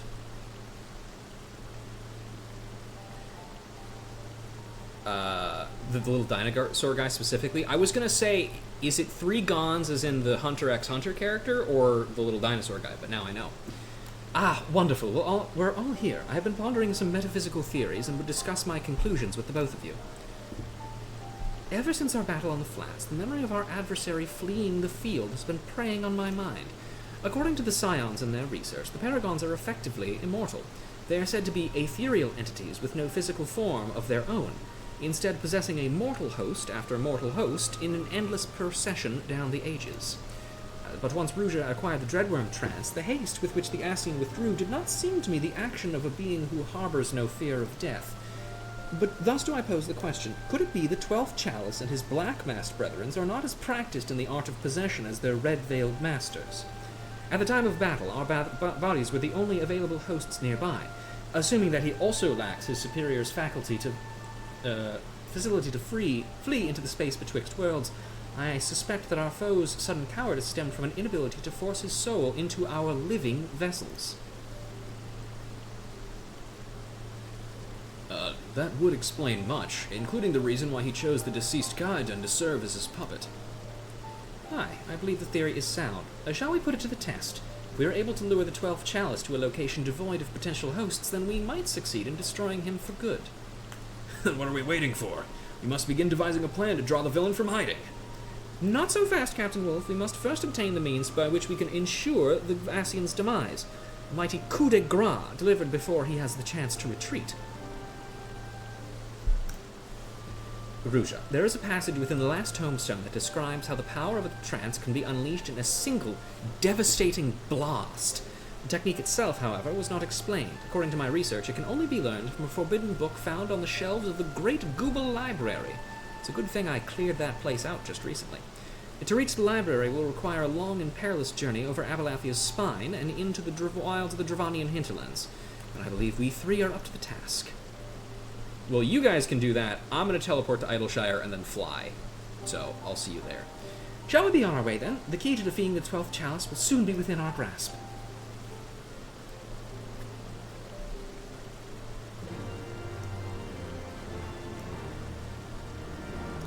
That's right, everybody. It's time for my favorite pastime. Teleporting to Idleshire, and then flying 7 million yards to the south to get to the Great Google Library.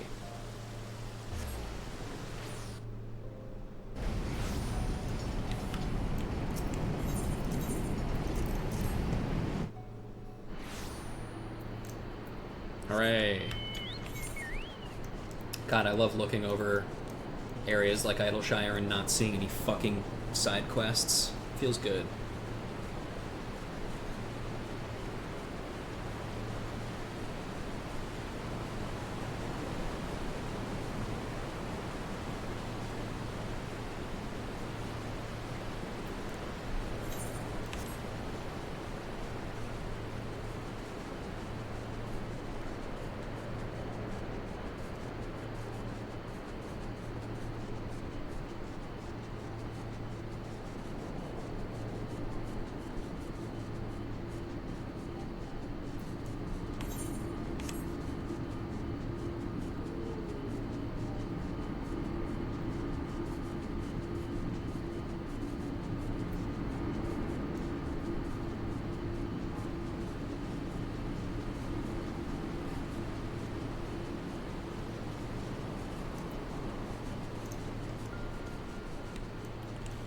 Here we are, the Great Googly Moogly Library.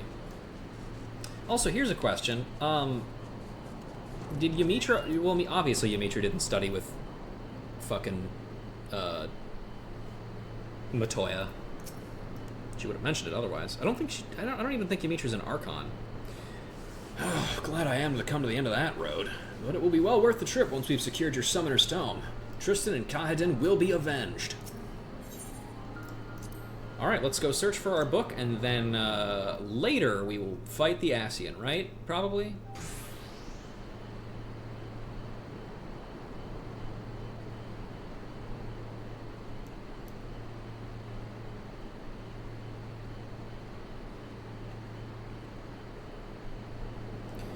Now that we are all arrived, we can enter the library and begin our search for this forbidden tome.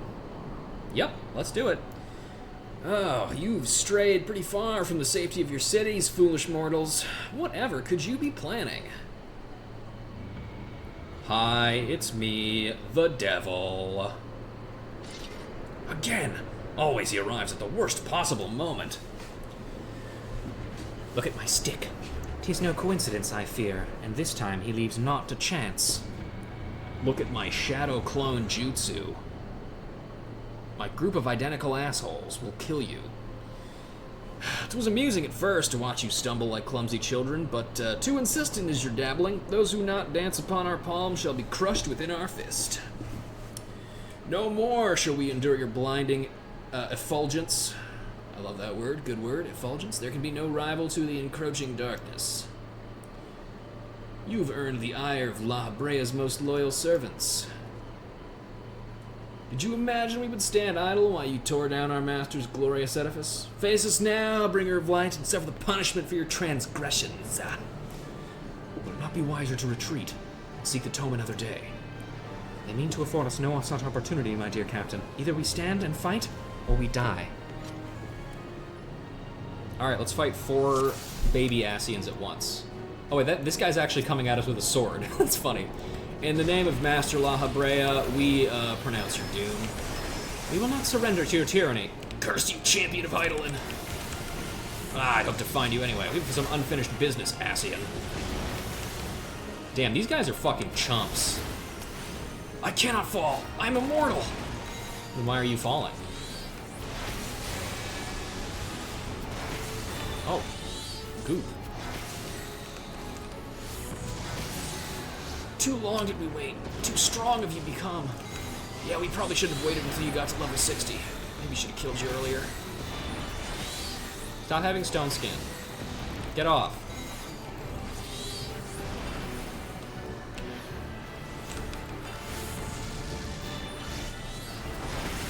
Okay, the stone skin is gone. Cool. Now the fight just happens, I guess.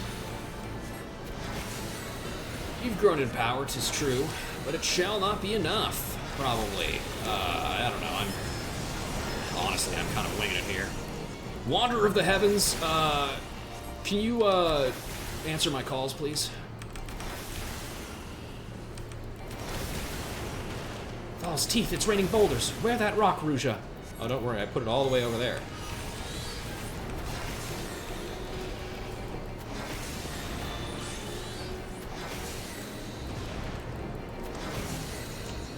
Okay, I'm gonna put this one right over here.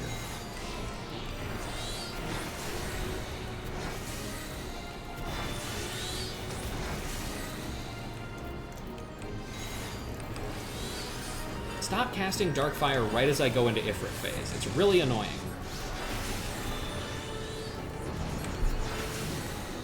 Why do you yet stand? Yield to the inevitable. Come on, I want to go home.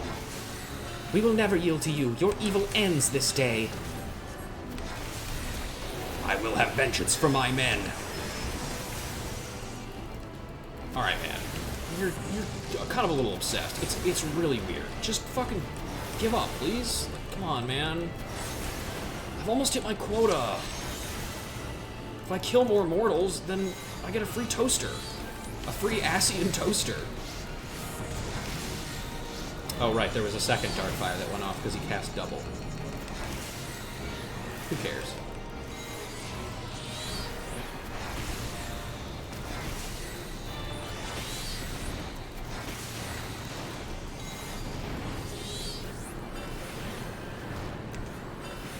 Every time. Goes into AoEs right as I start casting Ifrit stuff. By the 12, did that boulder just explode? I guess so. I don't know why. It's kind of unclear as to why. Who cares, though? I cannot. I'm undone. I failed you, boss. Please don't fire me.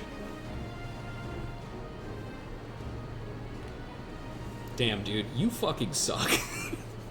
This is really sad, actually. How?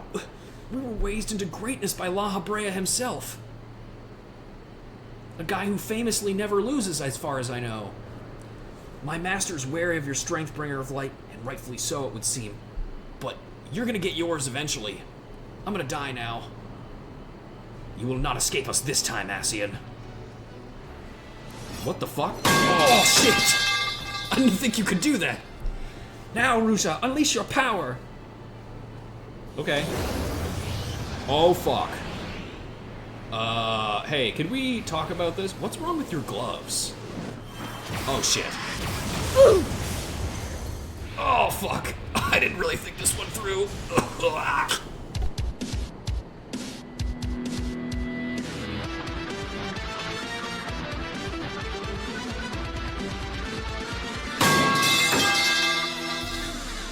Now I've got your power. It is done. The Paragon is no more. We talk about how fucking easy it was to kill those other 3 Ascians, by the way. Like, that was insane. Most impressive spell, Ruja, but when did you learn how to cast that? Did we not first require the tome in the library?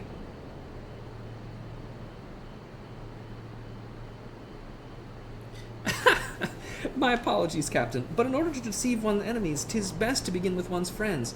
There was never truly any such book. All that Ruja truly required was the catalyst of battle to focus her energies. I knew that once the Ascian observed us traveling towards the library, he would assume we sought some long-buried wisdom. He could not risk leaving Ruja free to gain even greater power. And so this entire journey was a feint. A trap to lure him into the wild. Well, you certainly had me fooled. Remind me never to cross wits with you, Yamitra. That's what happens! Good work, team. Okay, guys, come on, it's not that funny.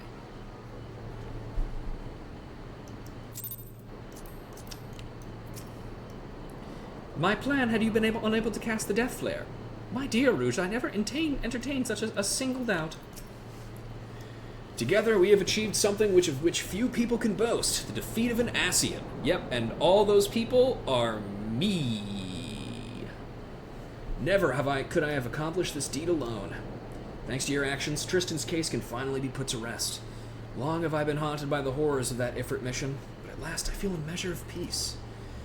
I'll return to Ul'dah and have a gravestone for Tristan laid beside his brothers. We may not have his bones, but it would be a place where the survivors from his unit can pay his respects to the man he once was. I bid you farewell, my friends. May we meet again under happier circumstances. I like Dancing Wolf. Cool guy.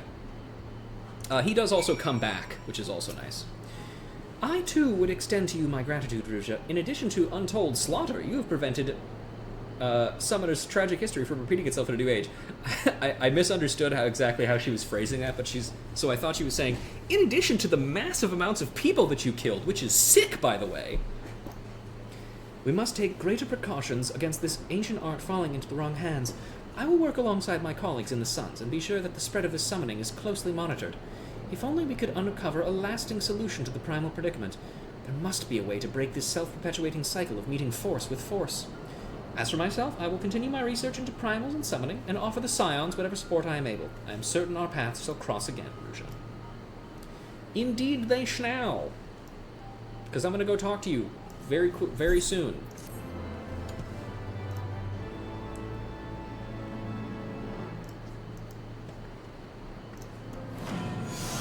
I did it. I can now cast Death Flare, which does not end the trance anymore like it used to. Okay, let's go to Idleshire real quick to turn in my Zloey items, as well as it's time to put on my final caster glam that I have.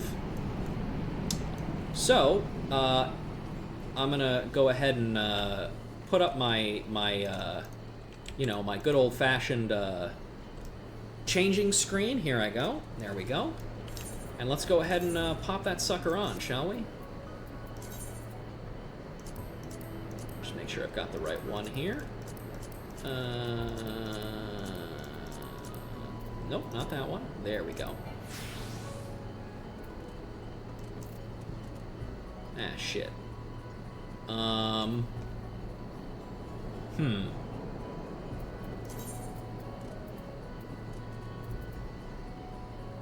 Maybe we can't do this yet, actually. Yes, actually, I don't think we can, because, unfortunately, the item that I'm glamming over has a higher item level than the item that I have on right now, so I actually can't put on this outfit yet. Shit. That's fine, I guess. I'll save it for later, then. I was hoping maybe even the fucking, like, summoner outfit was maybe gonna help, but it is unfortunately still a few item levels down. So that'll have to wait until next time. Apologies, folks. I'll debut that later. Yeah, it does kind of occur to me that I can actually only do some of these glams once I've gotten my full, like, fully upgraded gear on. No second magical girl transformation. Yep, sorry, folks. You'll just have to make do with the other one. Okay, let's turn in stuff to Zloe. That's the same. All right, let's make a delivery. Lover's Clam, a tiny pinkish bivalve mollusk found primarily in western waters. Takebi and her friends love these little beauties by putting two of them together. Look, you can make a little heart. Oh. Oh, actually, I think this is a different line. Let's take a look now. A present for the children? How terribly thoughtful of you. Thanks to you, this will be one of the happiest days of their lives. I'm sure of it. And then let me look at the experience levels on my miner and botanist. Okay, miner is probably make a delivery. Glass eye, a small bead of naturally formed glass that could pass off as an eye, if viewed from 30 paces in the fog. If it's one thing the children love, it's playing with these little glass balls. When I was struggling to put food on their plate, sometimes they would try to swallow them. That wasn't good, but I'm certain that's a thing of the past now. Huzzah! And as for crafters, let's do... What's the lowest we have? Probably armorer. Heartfelt gift. The best gifts are those that come from the heart. That's right. A present for the children. How kind of you. The mere sight of the box is sure to fill their hearts with joy and wonder. Why, I suppose it will have the same effect on me. 1. A 2. A 3. A 4. Oh, Ruja, how can Zloe ever thank you? So many gifts, and every last one of them straight from the heart. The children will know joy and happiness beyond their wildest dreams. Or will they? Yes. Yay, there's Takebi. Hello, kiddo. Miss Ruja, Miss Zloe, thank you so much for the presents. This is my best name day since the time Mummy and Daddy got me a wind-up Moogle. My best friend was so happy too. She said it's the second happiest day of her life after the day she saw a real live dragon. Did I tell you how much I love dragons? You certainly did, Takebi. And guess what? Zloe loves dragons too. But I'm glad your name day was a happy one. Just wait until see what I have planned for you next year. Yay! There's Chloe. Hi, Zloe. I just came to say hi, which I guess I just did. Are you working hard? Chloe's working hard too. Oh, Ruja, what are you... Oh, wait, I know. You're working with Zloe. Zloe told me she had a new partner, but I didn't know it was you. Until now, I mean. Yep, that's me. She sure is. Ruja here has been a godsend. Ever since she showed up, the guild's been flowing in virtually non-stop. 6 times, once a week. That's wonderful, Zloe. Oh, Chloe almost forgot. Takebi, guess what? Chloe has a new story for you. I think it'd be my best ever. You want to hear it, don't you? Yay, I sure do. Does it have dragons in it? Please say it does. Anyway, we'll be going now. See you around, Miss Ruja. And I know you're really busy, really busy, Miss Zloe, but please try not to forget our supper tonight, okay? Look at our perfectly synced waving animations. Goodbye. Whee! So you're the one of the adventurers who's been sharing your tales with my little sister. No wonder her stories have been so exciting of late. Yes, that was me. There she is. She's still just a child, but no matter how hard things get, that smile never leaves her face. Even though I know she's lonely, but with her sister always working.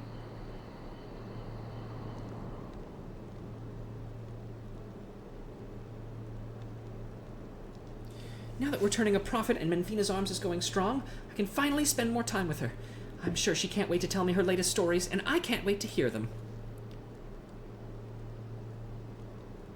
But that doesn't mean Zloey's closing up shop. Not for a second. We might be better off than ever before, but there's always more to be done. For the children, of course. You'll still lend me a helping hand from time to time, won't you? Sure. Oh, thank you ever so much, Ruja. Wherever would Zloey be if it wouldn't for you? Probably out in the streets, shivering with nary a bowl of pineapple pudding to be had. Pineapples.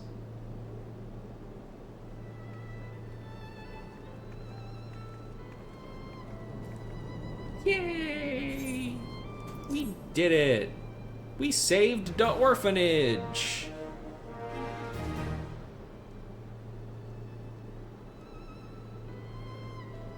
Zloey Eliapo could not be happy with your efforts. She now considers you a part of the family. Furthermore, Zloey Eliapo's appearance may be altered through the use of glamours. I'm not going to do that, though. Through your efforts, the finances of Manfina's arms are now stable. It seems, however, that Zloey has a different sort of favor to ask of you.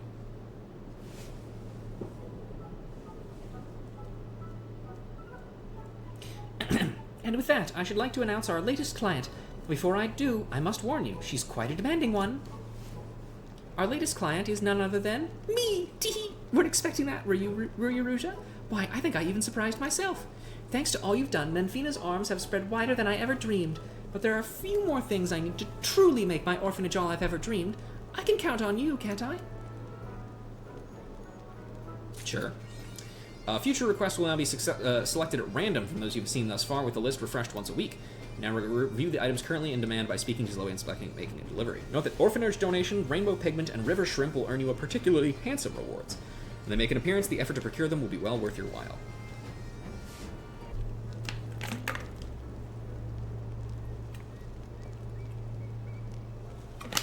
Whew! We outdid ourselves this week, didn't we, Ruja? I can't wait to get back to Manfina's arms and take a nice long bath. Oh, and I mustn't forget the children's mealtime. Got that, Zloey? Don't forget to feed the children. Don't forget to feed the children. Oh, dear, was I talking to myself again? Sorry about that. You take care of yourself, too. And don't forget to feed your children. If you have children. You don't have children, do you? I don't think so. I have my carbuncle. He counts, I guess. Welcome home, Ruja. I know this really isn't really your home, but we've been working together so much. I so much lately. You feel like family. All right, there we go. That's custom deliveries closed out. In the future, whenever, well, actually, I'll just, well, I would love to be able to turn this in now, but whenever the bonus ones are available, because it's not guaranteed that they're available every single week, I will make sure that I pick these up and turn them in on stream, just so because you know the unique dialogue that we get whenever we actually turn them in is important to get. But with that, I think we are just about done with most, if not all, of the things I had planned today. The last thing we have is the Valentines event. So let's go ahead and hop back to Gridania and do that shit, eh? With the one new glamour that we have. Yeah? Yeah. All right. Off we go then.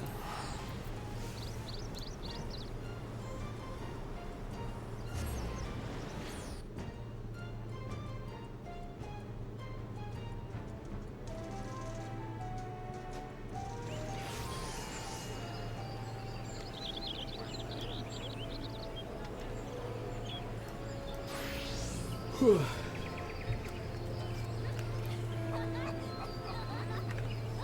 Alright. To Miketo's Amphitheater. Love time, that's right. It's time for, as Otaku has put it, the most painfully Ishgardian event there's ever been. This one is insane. I've done it myself already, and man, it simply would not happen without Ishgard being the way it is. For this year's Valentine's Day, we have roses, roses, and more roses. Please enjoy the festivities to the fullest, and preferably with your special someone. I promise you a rose garden. Astrid has need of an adventurer to resolve a quandary in love. Greetings, good madam. I am Astrid de Valentine, emissary of ardor and affection. My fellows and I have come to help folks convey the depth of their hearts to a special someone on this Valentine's Day. Oh, if it isn't Ruja, 'tis ever so lovely to see you again. and precisely when I have need of a capable adventurer. Permit me to explain the situation. For this year's event, we are providing people with bouquets of roses to help them make their feelings known. But as it so happens, the botanist who is kindly providing us with the flowers, a man named Lorovic, appears to be having difficulties of his own in love. As emissaries, we should like nothing more than to assist him, but we're given to understand the situation is complicated. That being the case, might I trouble you to act in my stead? Sure. As long as you don't need me to fire any beams. We are in your debt. Without further ado, please seek out Lorovic and lend an ear to his woes. He is likely to be at the Great Lone Growery. Lorovic is like to be at the Great Lone Growery. Please seek him out and lend an ear to his woes. This year's festivities wouldn't be possible without Lorovic's lovely roses. Do what you can for him, won't you? Yeah.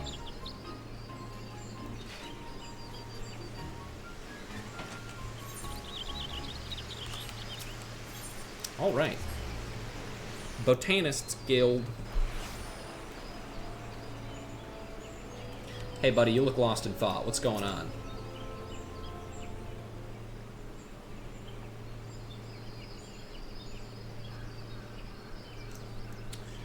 Oh, Silgeen, my love. Where have you gotten to? Hi. If this was Tears of the Kingdom, I would have walked up behind him and he would have said something, and then I would have said hi, and then he would go, ah, and then drop all his shit off a cliff and say, you scared me, now go pick that shit up. Forgive me, I didn't notice you. Is there something you require?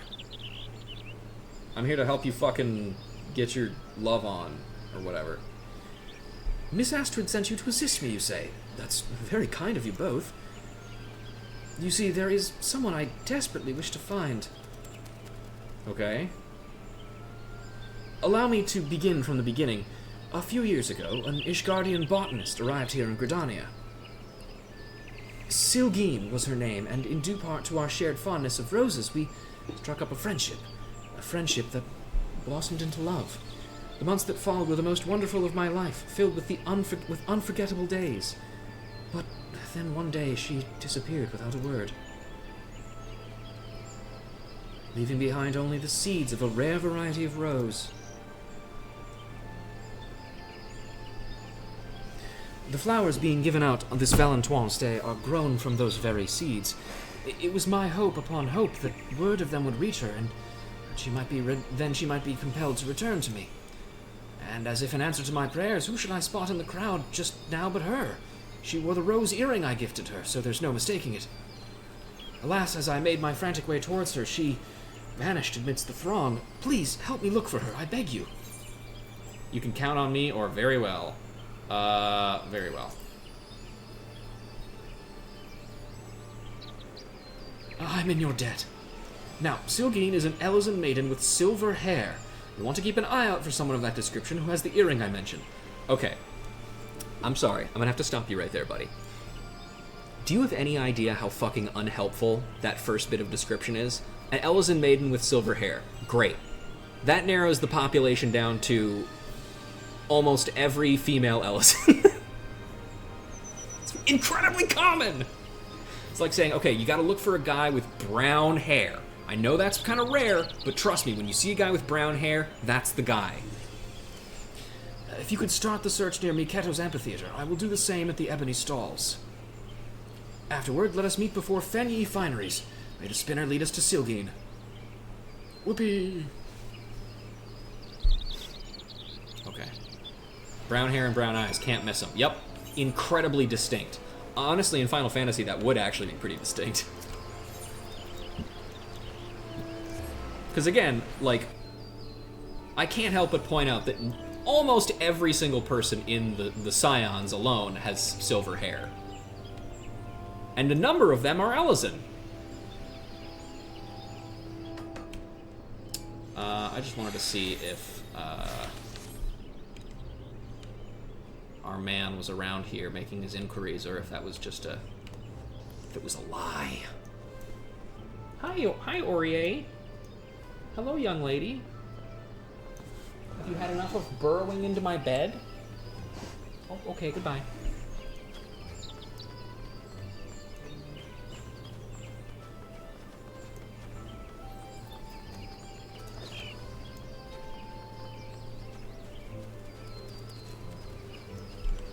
We're going this way. Man, I really wish I could have debuted that fucking, caster outfit. But I suppose not. Woman with an orchid earring. You look like the one, despite the fact that A, you don't have silver hair, and you also have the wrong, flower thing. Oh, this isn't a rose in my earring, but orchids. Though, in the light of the festivities, a rose would certainly be more fitting. Alas, this woman is not Sylgine. I ought to have worn a rose earring for the festivities.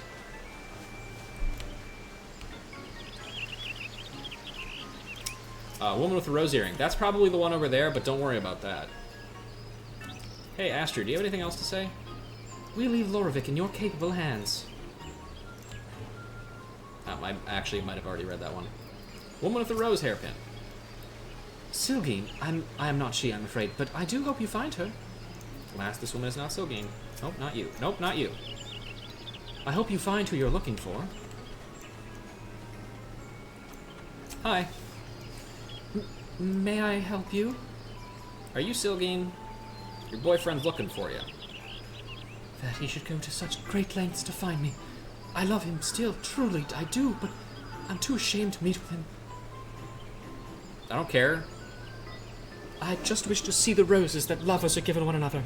Please tell Lorovic that he should look for me no more, that he should forget me. Goodbye. Why? But why, though? You can't just say shit like that and then leave. Whatever. Fucking Ishgardians, bro. Can you guys, like, just be just, like, a little bit less... What's the word I'm looking for? Dramatic? That's the one.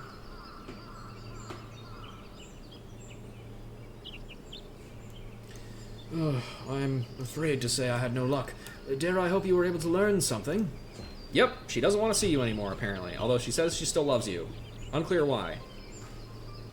That she doesn't want to see you anymore, not why she still loves you. I mean, I don't know that either, but still. What? Forget her. She cannot ask me to do such a thing.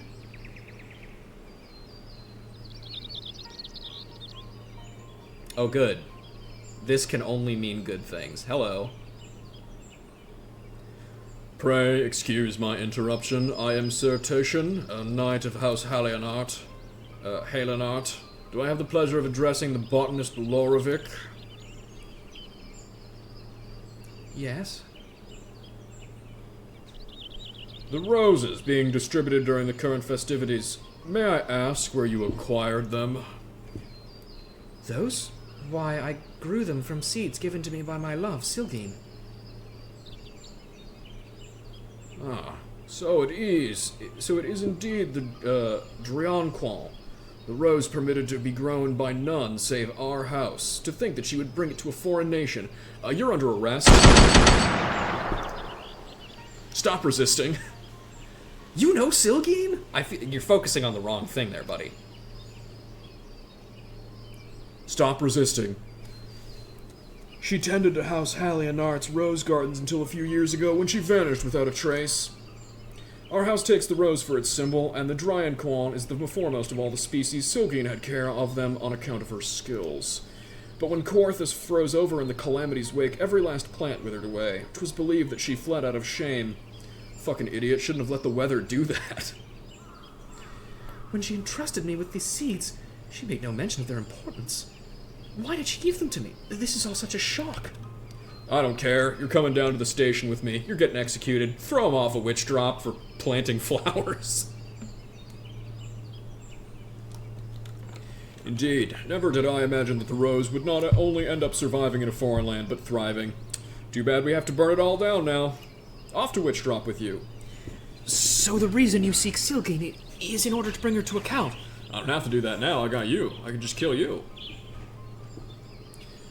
While she's violated our laws, she has saved the Drianquan from extinction. As such, I doubt she would face much of a punishment, if any, unfortunately. Nevertheless, my duty is to ascertain the truth of the matter, and then take the perpetrator and throw them off of witch drop, as is the Ishgardian justice system. In that case, will you allow me to search with you? Though Silgine bade me not to do so, I cannot bear to do nothing. No, you're under arrest.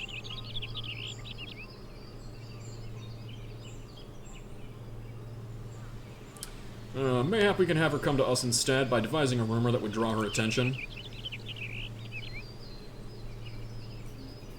Let us try it. As much as it chafes me to deceive her, I'll do what I must to see her again. Then the question of what manner of rumor to employ. Have you any thoughts? You, random person who's just been standing here staring at us the entire time. Loravik has been apprehended by an Ishgardian knight. Loravik is to duel an Ishgardian knight. Nothing's coming to mind. Well, I mean, the thing that makes the most sense is this one, right?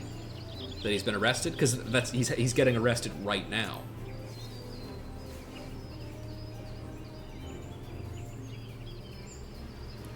I see. By suggesting that Loravik has been apprehended on suspicion of the seat's theft, I dare say Silgrin would come rushing to his defense, and then I could kill 2 people at Witch Drop. Yes, that may work. As for the location, I believe the Great Lone Growery would be as suitable a place as any. Then it's settled. Let's split up and recruit some citizens to our cause, and lest we cause an undue commotion, be sure to clarify that it's a ruse. It's definitely a ruse, and I'm not going to cart both of you off to Witch Drop as soon as this is over. Understood. We meet again at the Growery. This is the best way to spread a rumor, is to tell people, hey man, did you hear such and such thing? And then immediately after go, yeah, actually I was lying to you. Can you help me spread this rumor?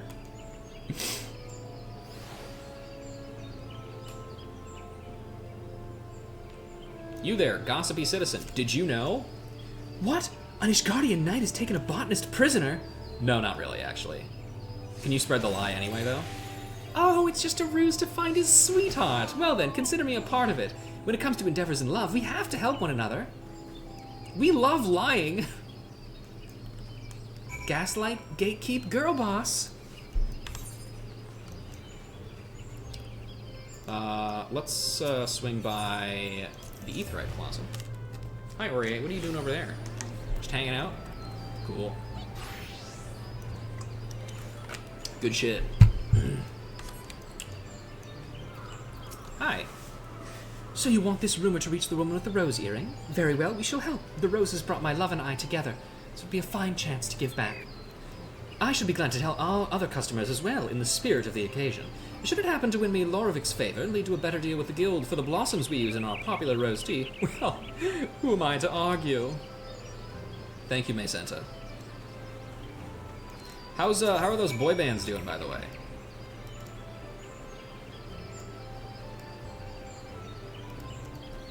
Okay. No updates. They're still doing well. She's still sucking those homunculi dry. Not literally, but like, financially. Which is fine. You know, women should be allowed to have hobbies as well. Loravik wishes to be reunited with his love, you say? Be too tragic if they couldn't be together. You may count on us to spread this rumor far and wide. Alright, let's go lie to everyone in Gridania. So cool. I love that we're doing this.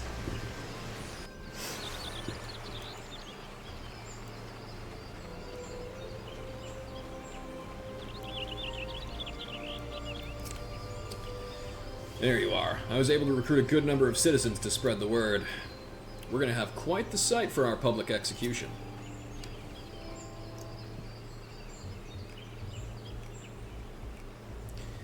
I'm truly grateful for your help, Ruja, but I'm beginning to worry that Silgine won't come. Well, if she doesn't show up soon, I will kill you myself. She must, or I would have suffered through all your lovesick rambling for naught. Do you have any idea how lucky you are that I was not allowed to take my service weapon with me? My service sword? Reaching for an Ishgardian service sword. What? But I was merely expressing the wonders of true love. One day, someone doesn't exist in your life. The next, you can't imagine life without them. Oh, enough of that, enough! Everybody know cops can't love. We don't have the emotional capacity for it.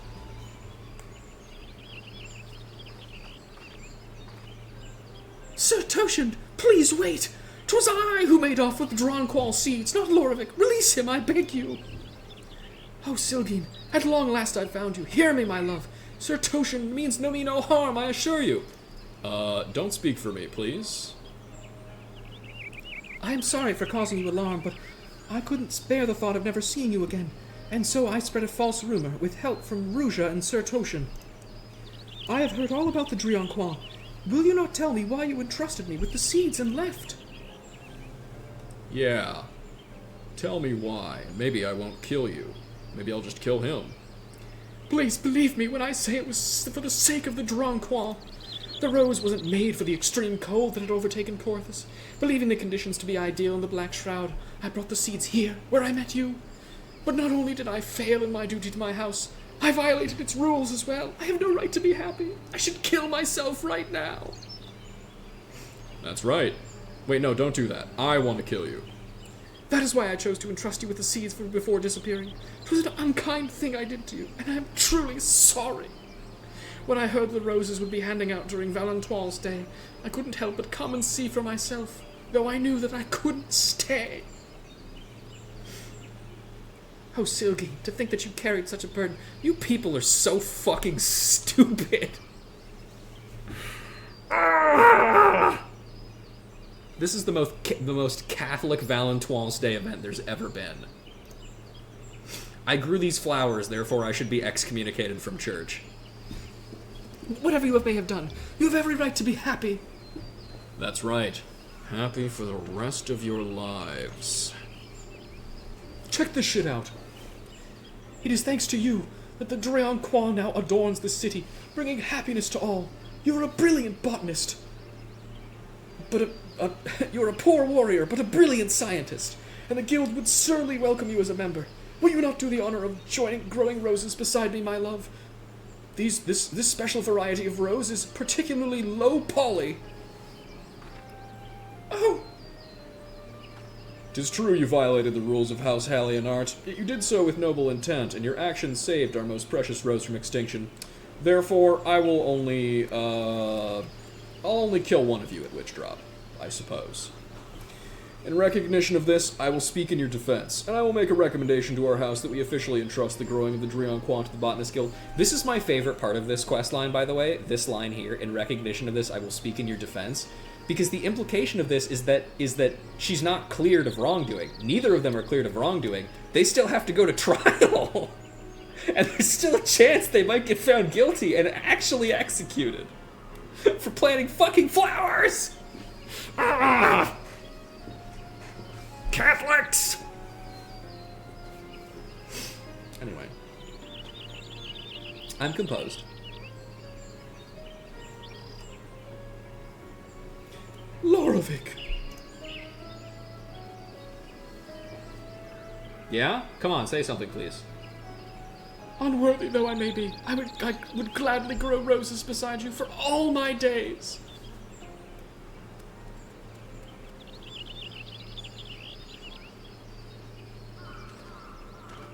Look at how mad he looks.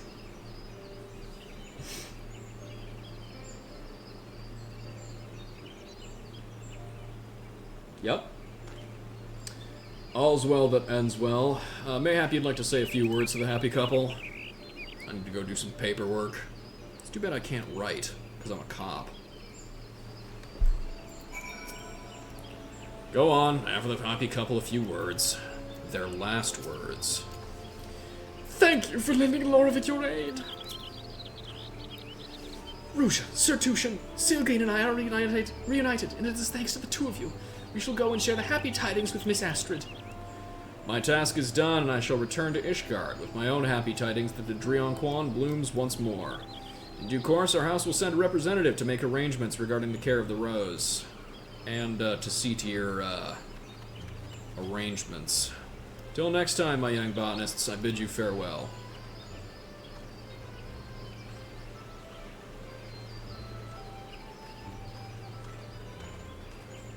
Will you not come with us to the amphitheater, Ruja? I'm certain Miss Astrid will wish to see you, too.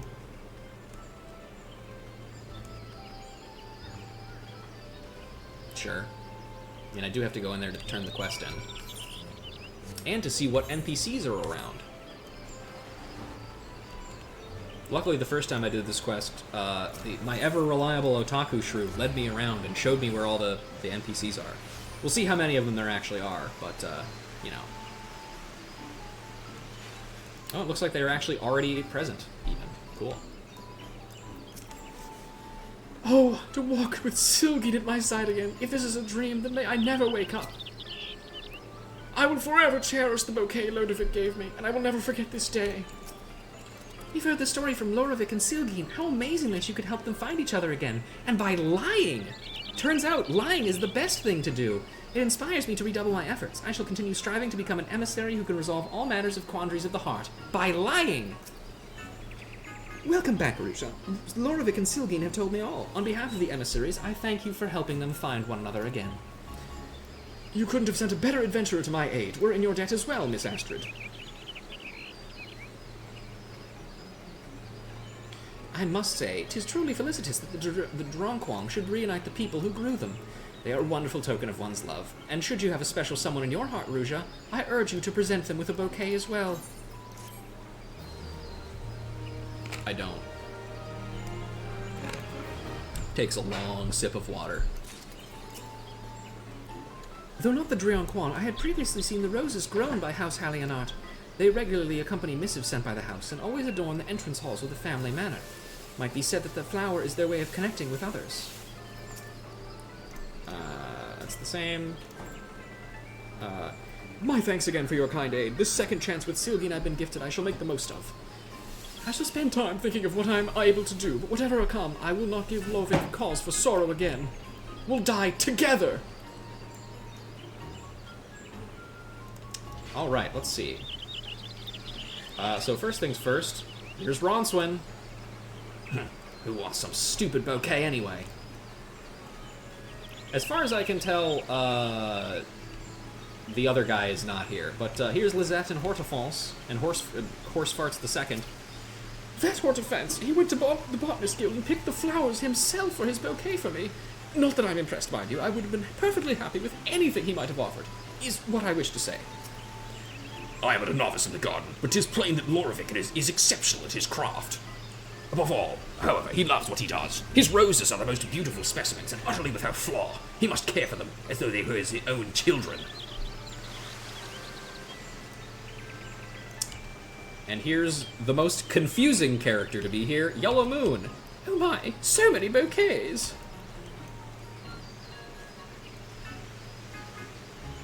Why Yellow Moon? I don't fucking know, man. And it looks like our last member is actually not here, oddly. I thought she would be, but normally Lady Laniette would be around here pondering the roses, but it appears that we have not progressed far enough in Heavensward for her to be able to leave her post. Thankfully, she is not pursued by e-money, so that poor lesbian is allowed to spend her time in peace. Thank goodness. Am I right, folks? And I think that's everything. So yeah. Well, everybody, that's going to do it for me today. We got everything done that I wanted to, which is nice. When next we meet, we shall be off to... what the fuck are we going to do again? What are we doing next? I forget. We're going to be doing Bard, Paladin, and Ninja. If we can fit all three into one episode, that would be great, but if not, that's fine, I guess. I'll have something else ready, if not. And once we finish those three, that will be the three, or all of Ruja's canon classes done, which means we can then move on to all of the rest. If you're unfamiliar with the order that I like to do these things in, generally the way that I did it with in A Realm Reborn is we did after Scholar and Summoner, we did Bard, Paladin, Ninja, and then I think we did Marauder, White Mage, Dragoon, Black Mage, Monk, and then after that we will move on to Astrologian, Dark Knight, and Machinist, then Samurai and Red Mage, and then we will do Miner, Botanist, Fisher, Blacksmith, Armorer, Culinarian, Carpenter, Leatherworker, Goldworker, Goldsmith, Alchemist, Weaver, and then we will finish Heavensward forever, and we'll never go back ever again. But that's all from me for today. Keep in mind that over the next couple of days there will be a few more streams than usual potentially. On Tuesday, I hope to continue my Lego building. On Wednesday, I will be playing Borderlands. Well, maybe Wednesday. I'm not 100% sure when it's going to happen yet, but sometime in the coming week. Wednesday is the first day it might happen, but again, we'll see. We will be, me and my friend Vo will be playing some Borderlands the pre-sequel together, so that'll be fun. And then we will be back with another episode, potentially, of ACAB, on to episode 2 of that. And, yeah, and then that'll be that. And then we'll do more 14 a week from now, if all things go well. But, yep, that's going to be all for me today, folks. Hopefully you all had a wonderful time. Hopefully you got as mad as I did at how Catholic that fucking quest was. And I'll see you all next time. Goodbye.